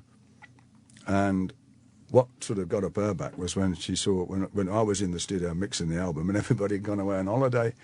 And she'd come, well, everybody else has gone on a holiday with the wives, and you're in the studio. And I know. I mean, I couldn't. What could I say? Someone had to do it. But isn't it amazing Someone how had to get it done. fucking women, they just, it's like, even the fucking Sabbath, and they complain. There's no making them fucking happy, honestly. They want to live in the great big houses, but what you got to do to get the great big houses, they fucking complain about it. You'd have made a great wife. I never would have complained if I was married to you, ever. I just would listen to your music. And I'll marry you. Please, I wouldn't want anything in the divorce, just a few signed records. I'm fucking perfect. Yeah, you must be thinking that at some point. Was there a complaint and just be like, does she realize that it takes a little bit of work to keep 80,000 people happy a night, you know? Yeah, I suppose. But the thing is, when she sees everybody else going away on holiday, it looks like, oh, well, he didn't want to take me away. I suppose that's what it was, you know. It's that competitive thing. They all do it. They all make it about themselves. It's just what women do. They do. They have to be a victim. They can't go over there. I'm happy to be here. They got to somehow turn it around. But I love how Jimmy's making me feel like I'm liberal when it comes to this. This is great. Go, Jimmy. Go. No, but Tony understands. It's the way it is. It's like, this great life you provide for somebody, and they get pissed off at the way you have to provide it. Yeah. Do you have to remix every night? Yeah. And by the way, speaking of remixing, the biggest hit I think Sabbath commercially had would be Paranoid, I guess. At least the one that got the most airplay. Yeah. And what was that? That must have been a couple of months to put that song together. Paranoid? Yeah. What? Yeah. A couple of days. What, the whole album? No, just the song. No, a couple of minutes. To do that actual track took, probably 3.5 minutes, 4 minutes, as long as it is, really. We didn't really. I just put the idea down. Everybody came back from lunch. I was in the studio, and I said, "I've got this riff," because we needed a filler for the album. They said, "We need one more." That was song. the filler. Yeah, That's great. We need one more song, and it needs to be probably 3 minutes. And we'd never done a 3-minute song. We were always like 7 minutes and 8 minutes. Oh, God. So I just put this idea, played this riff, and when everybody got back from the pub or wherever they'd been, I said, "Well, I got this idea, and let's try and put it down," and that's what we did. And did they react to it like that's awesome? They liked it, yeah. Oh, they did. Liked Okay, it, yeah. I thought that's kind of catchy. Well, also they probably liked it because we didn't have anything else, and we had to have one more song. And it's ironic, really. That was the quickest thing to do, and that's the one that sort of probably got more airplays than anything. Ever, yeah. I heard that song on the subway platform yesterday on the flute. Paranoid on the flute? I swear to God. Just weird that Tony's here today. An old lady. You didn't notice me. With old lady just playing Paranoid on the flute. Do you know what the great part would be if he went down and got her and sued her? She was making money off your song yesterday, Tony. That's it. If you want to report her. She did a very good job, and then she went into Twinkle, Twinkle, Little Star after that. Yeah, that's not one of those. And I have to ask, too, because it's everyone, there's all this... I was just going to ask if we could hang out later. The answer's the same. No. Everybody wants to know. There's all this news leaked about Sabbath has been talking. They haven't been talking. Can you just tell us, or tell me, even if it's whispering, where is Sabbath status right now? Whisper it. All right. Well, we're all on talking terms, and Ozzy and myself have been talking for a long time anyway. And of course Geese, but it's coming on. We'll see what happens. You can never say never. It's going to happen. It's not going to happen, because all the times that people think, oh, it's going to happen, and it doesn't, then it's a letdown. So I really don't know. Let's hope. But you're open for the idea of possibly doing some new material with the guys. I'm open for. It'd be nice to do something with the old lineup. What happened to the 6 songs? You guys did 6 songs, like, what was it, like, I want to say 98 or 97 or 99? I mean, I could just name every fucking year. I'll hit the nail on the head if I name 20. I sold them. I love how Jimmy does that. But I just caught myself. I'm like, wasn't it 94, 95, 97? Stop me when I hit it. What a terrible interviewer. Yeah, well, I'm a true asshole. Oh, God, man. Kills himself. We did do those songs, and but they sort of just, like a lot of things, get put in the box, and you go back to them another 20 years' time, I suppose. But you still have them, so if you wanted to do new material, you still wouldn't have them, but I don't think we'd use them. Oh, you wouldn't use them? I wouldn't think. I don't know. Did Ozzy really have no shoes? Because he said that in interviews, I had no shoes on my feet, and he said that he would just walk around barefoot. He did walk around barefoot. He didn't have none of us had a lot of anything, and the one particular time we were going on tour, when we were going to tour of Europe, and we went round to pick Ozzy up in the van, because I used to drive, and he came out with one of those wire coat hangers with a T-shirt on and a pair of jeans, and I said, "Is that it?" He says, "Yeah." I said, "Well, we're going away for 6 or 7 weeks." He went, "I know." And oh. Righto. And that was him. And yeah, he wouldn't. Quite often, he wouldn't have shoes, or just the greatest. And I'm going to plug the book too. It's Tony's in promoting the book. And course. I mean, obviously I'm a Sabbath fanatic, but even if you're not a Sabbath fan, I know I try to keep it under my hat. You really do. You do well. Yeah, once in a while I try to be fair. It's called obviously Tony Iommi, Iron Man: My Journey Through Heaven and Hell with Black Sabbath, and it's a real biography. It's a like a 370-page biography. I thought I knew everything about Sabbath, but there's a tremendous amount of things that I learned. And to me, the most shocking stuff was all the fucking fighting. I'm going to give a couple of plugs for the signings, too. The book ends in Ridgewood, New Jersey. Tomorrow night, which I think is when the book comes out, from 6 to 8 p.m., that's the Independent Store in Ridgewood. Book review in Huntington, Long Island, which is 7 o'clock on Wednesday, and you could stop off at F.H. Riley's and have a snack. St. Vita's My Bar. restaurant out there. Yeah, it's his restaurant. We'll take care of it if you want to know. St. Vita's Bar in Greenpoint from 3 to 4 p.m. on Thursday, and the Barnes & Noble in Tribeca here in the city, 6 o'clock on Thursday. So Tony is doing 2 on the Thursday. You know, I love going through the pictures. I need to know just a little bit about the Rockin Chevrolets from 1964. Wow. I do want to know. Well, obviously, extremely different than what you did with Sabbath. Well, it was rock and roll then, sort of thing. Was it like yeah, rockabilly? What kind of? No, more sort of Chuck Berry type. Chuck Berry, stuff, okay. Yeah. It's so weird. Blues-based kind of. Hey, the question I wanted to ask was, after you had your accident at the factory, okay, so now you're saying you can't make, the chords the way you could. Did that change who your influences were as a guitar player, or did you just... Yeah, it's that's where I first got to hear of Django Reinhardt, because he had problems, of course, with his 2 fingers, and so that sort of really inspired me to hear his stuff and hear him play and how good he was. That still blows me away. It's incredible. Yeah. Like the amount of people that would have stopped. Yeah, there's another thing you could have brought up to one of your ex-wives. You think if this didn't stop me, your bitching is going to stop me? Yeah. Shut up, enjoy the ride. Yeah. How many tickets could you sell at a ground round? Are you serious right now? It is amazing. Yeah. Go tell that to all your shoes.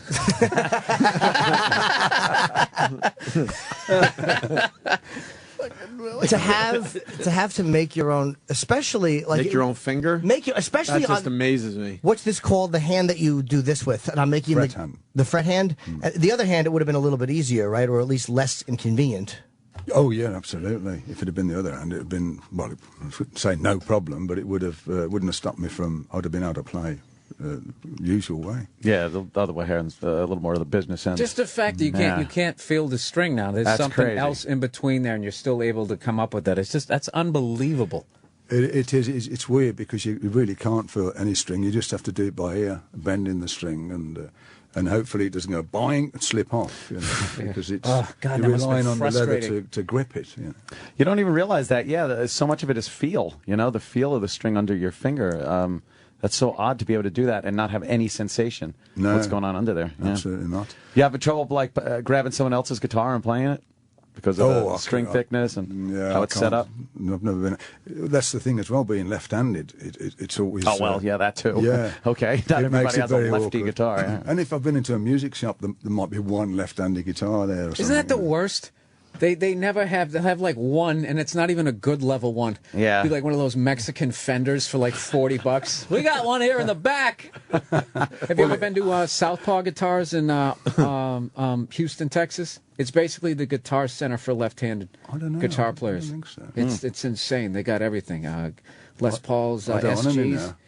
Yeah, what's that? I don't want any now. Yeah, it was then I wanted them. Now you get them thrown at you. Yeah, of course. Why did I just say that like he has to go out? You should go out there. Left-handed, I'm an idiot. See, I beat you, Jimmy. I asked a dumber question. Tell him Tony, I got a left-handed guitars flying at him, right? Well, at least you didn't name 40 guitar stores like I did with the fucking years. At least you quit at one. I just wanted to know that I knew something. Hey, and Sabbath, you quit Sabbath before they really became Sabbath and joined Jethro Tull, very briefly. Yeah. And can you talk about the Rolling Stone circus which you were in, which was this classic thing that the Stones shot? I love that thing. And Tony it's plays so in that. Weird. It was very weird, really certainly for me, because when I went with Jethro Tull and it was a period. Then I said to Ian, I wasn't going to stay. I was going to go back with the other, with Sabbath, really. And he said, would you just do we're doing this film, would you just do that with us? And I said, well, okay. He said, because we won't be able to find anybody in between it. So I said, yeah, okay. And what an experience that was, you know. Just so people know, it was the Stones, Lennon was part of it, The Who, Jethro Tull, Tony, Clapton. Obviously, Clapton, and it wasn't Hendrix, it was Mitch Mitchell. Mitch, right? Yeah, okay. I mean, there was virtually everybody. And it looked then like it looked like the whole audience was tripping. They may have been in them days. And they were in like I haven't seen it in a while, but like rain slickers or something. It's a bizarre thing. And then Yoko Ono, she blew the whole thing. Oh, that was really strange. Yeah, I mean, she sort of just started Lennon's feet all the time. It was almost like the first supergroup. You guys are all jamming, and then she gets up to the mic and starts doing her dumb cat noises. You couldn't have liked that, Tony. Pardon? He's going to be a gentleman. He's going to be a gentleman. Tony references it in the book. He does? Yeah. It's like, what is she doing? It's not a glowing review. Okay, good. Good. Because, I mean, as a music fan, you're like, this is never going to happen again. And then she steps up to the mic. Did I ever show you guys that YouTube video where it's Lennon and Chuck Berry playing on TV and Yoko's there? And they're doing one of Chuck's old songs. So Chuck's killing it. Lennon's psyched that he's there. And then in the middle of the song, Yoko just walks up to the mic. No, she had a mic on her bongos. She turned the mic up to her face and just goes, I don't know. You see Chuck Berry makes his eyes just go wide, like, because one of those deals, like, it's not my place to tell her to shut the fuck up, but shut the fuck up. Yes. Lennon must have been scared of her because you're with all your peers and you allow that to happen. It was awful. Well, I mean, but besides that, the Rock and Roll Circus is an amazing thing. He didn't seem that bothered, to be honest. I mean, they seemed so much in another world, you know. Yeah. Yeah, he might have been. Sometimes you get caught up in something and you think that your chick is better than she really is, or higher than she is, or whatever the situation is. So he might have just thought like it was great what she was doing. It was rough. Yeah, I mean, I've seen it's not good. You didn't look at the people's faces. Well, she's doing all the rest wonderful. of the musicians, I mean, and it was, oh my God. Oh, they were all. Yeah. But you know, who's going to say anything? Yeah. That's the understatement of the. Oh my God. And Jimmy talks about it in the book, right? Yeah, oh yeah, and it's that'll sell some books. He's right not there. as kind in the book. Good. And he's very nice. He's being very nice now, but you can tell just by the way it's written. Were you responsible for any of the Jethro Tull songs, or it was so brief?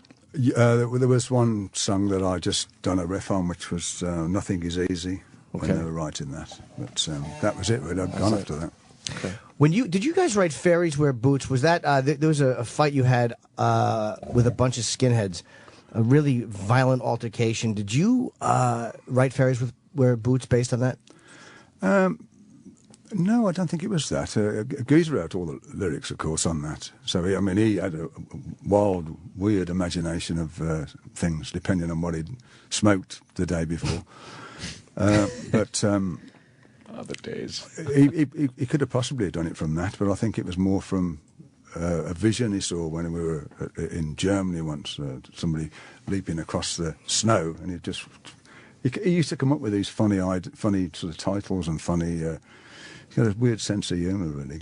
Is that why did the skinheads attack you? Because that was because you said at one point I handed Ozzy a hammer, and they went outside and Ozzy was smashing. I didn't grab one. He grabbed a hammer. Yeah. What happened was Geezer. There wasn't mobile phones in them days, or there wasn't even a phone in the building where we played. So Geezer went out to phone our management at that time to find out if we were collecting cash or what it was after the gig.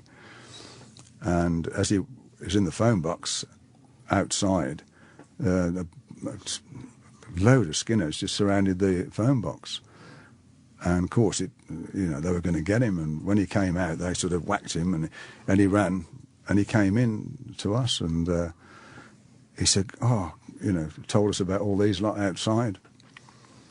So rather than stay inside and be safe, Ozzy grabs a hammer. Well, That's we awesome. had to go out. We had to get out because okay. we'd leave the buildings, and they're all outside waiting, So there was no option, really. So we went out, and he just grabbed a hammer, and thank God he did, really, because, there was a lot of them. There weren't just like half a dozen. There was like probably 40 of them. Wow, man, yeah. And one man with a hammer, that'll make a lot of people leave. well, it made a few people uncomfortable, I know that. But sort of somebody grabbed him around the neck, and he went boing with the claw end back on the head. Oh dear! But just Ozzy hitting somebody with the claw end of a hammer, it's like I can't picture it. I pictured it. You think that guy brags about it now? See the scar? Yeah. Let me tell you a little story. I've wondered that. Like, do those skinheads ever, like, in 3 years go, oh my God, that was fucking Black Sabbath we had a fight with? Just got hit with a hammer by Ozzy. You'd get hit by a hammer by Ozzy, right? Any of the guys could hit me with anything they wanted to. Tony's wearing a cross. I hope he fucking sticks at my eye. I'll take it. He's not joking, Tom. He's not joking. I'm always interested too by like rock feuds or people that have these weird things that we don't get to see. And you said that John Bonham came to one of your shows in 1980 and this is with the Ronnie James Dio lineup, and him and Dio had some kind of words. Well, yeah, it wasn't. It was that's some kind of word. John came to the gig when we played at Hammersmith in London, and we were going to go out after the show to a bar. Anyway, John's drinking away on the side of the stage, drinking Guinness, and we came off stage. And as we walked past John said to me, "Oh man, he's got a great voice for a midget." And of course, Ronnie heard it, and he didn't mean it sort of like that. He actually meant that what a little body, and he got a big voice. But the way he said it, of course, Ronnie popped up, and I won't repeat what he said. And they were going to fight. I mean, I'll repeat what he said. Ronnie walked up to him and said, "You fucking cunt." And Dio said that to John Bonham. So basically, I had to get him out the. I said, "Look, just go, and I'll see you later. Just get out." And you've rented quite a bit. This was there's like a weird thing with you and the supernatural. And one of my favorite stories in the book. There's going to be no point. I mean, this book, he'll have told everything. Yeah. But I'm still going to read it, though. I want to hear all the believe me, there's a lot more than I can't wait to get into this now, especially because of Jimmy. There's so many interesting things in it. And there's a great chapter where you or a piece, and the chapters, by the way, what I love, they're very short, like literally 2- and 3-page chapters. So like any subject, you're just hitting boom, boom, boom, and it moves. The book moves very, very quickly. I love when you can knock out a chapter quickly, dude. And you read 6 chapters because you're like, I'll go one more chapter. It's 2 pages. Well, and then you read 32 fucking 4 pages more left in this chapter. Damn it! Then you get to the pictures, and you're like, oh, there's 5 pages down. Yeah. It's just the way you do it when you're trying to finish a book. Job. Hey, how come if you have all these great stories about John Bonham, they're all hilarious, and like I'm a John Bonham freak. Why, whenever they do one of those retrospectives, why don't they have, you would think if the guy was the best man at your wedding, that they would assume that you kind of knew him and that you would be able to add to the story. Like I know the BBC just did one with Dave Grohl was narrating it. How come, did they ever ask you to do those types of things? No, I don't think so. No, I've done a couple of things on John, of course, when he just little stories, but nothing big TV thing, no. Yeah, because those are like 2 of the best stories. Oh my God! I've heard, and then it's hilarious. Yeah, and with like all the different names. I got to ask one drummer geek question that drummers are going to want. How the hell was his bass drum foot that fast? Did you ever see him? Did he play with his toe? Was did it I ever heel see up? him? I mean, did you ever like stand like rather than like when you're out in front of a drummer, you can't see what their bass drum foot is doing. Was he heel up, heel down? I don't know, because I used to sort of see him from mystery. I used to go to gigs with him when he was with another band before Zeppelin called The Way of Life, and God, they used to play at some right dumps, and there's all again there was always fights every time. In them days, there was always a fight there for some reason. And this one place they played at, it broke out into a horrendous fight. But I always remember Bonham. He had all these pints of beer all around his kit, and he'd be drinking them and playing. But he was just really just a special drummer, really was. No, an incredible drummer, and his sound was unreal. That's back in spring. He came right through the 70s. Everybody started muting their drums, and he was still, once again, just focused. Just doing it my way. Go fuck yourself. Well, he used to try different things. I remember he tried he tried getting a drum sound in a big truck. He set up his kit inside a big truck for the ambience of a truck. And, yeah, the ambience of a truck. Yeah, and for when recording, he tried. Yeah, he wanted to try to see what it sounded like. Because it sounded like shit. I don't think he used it.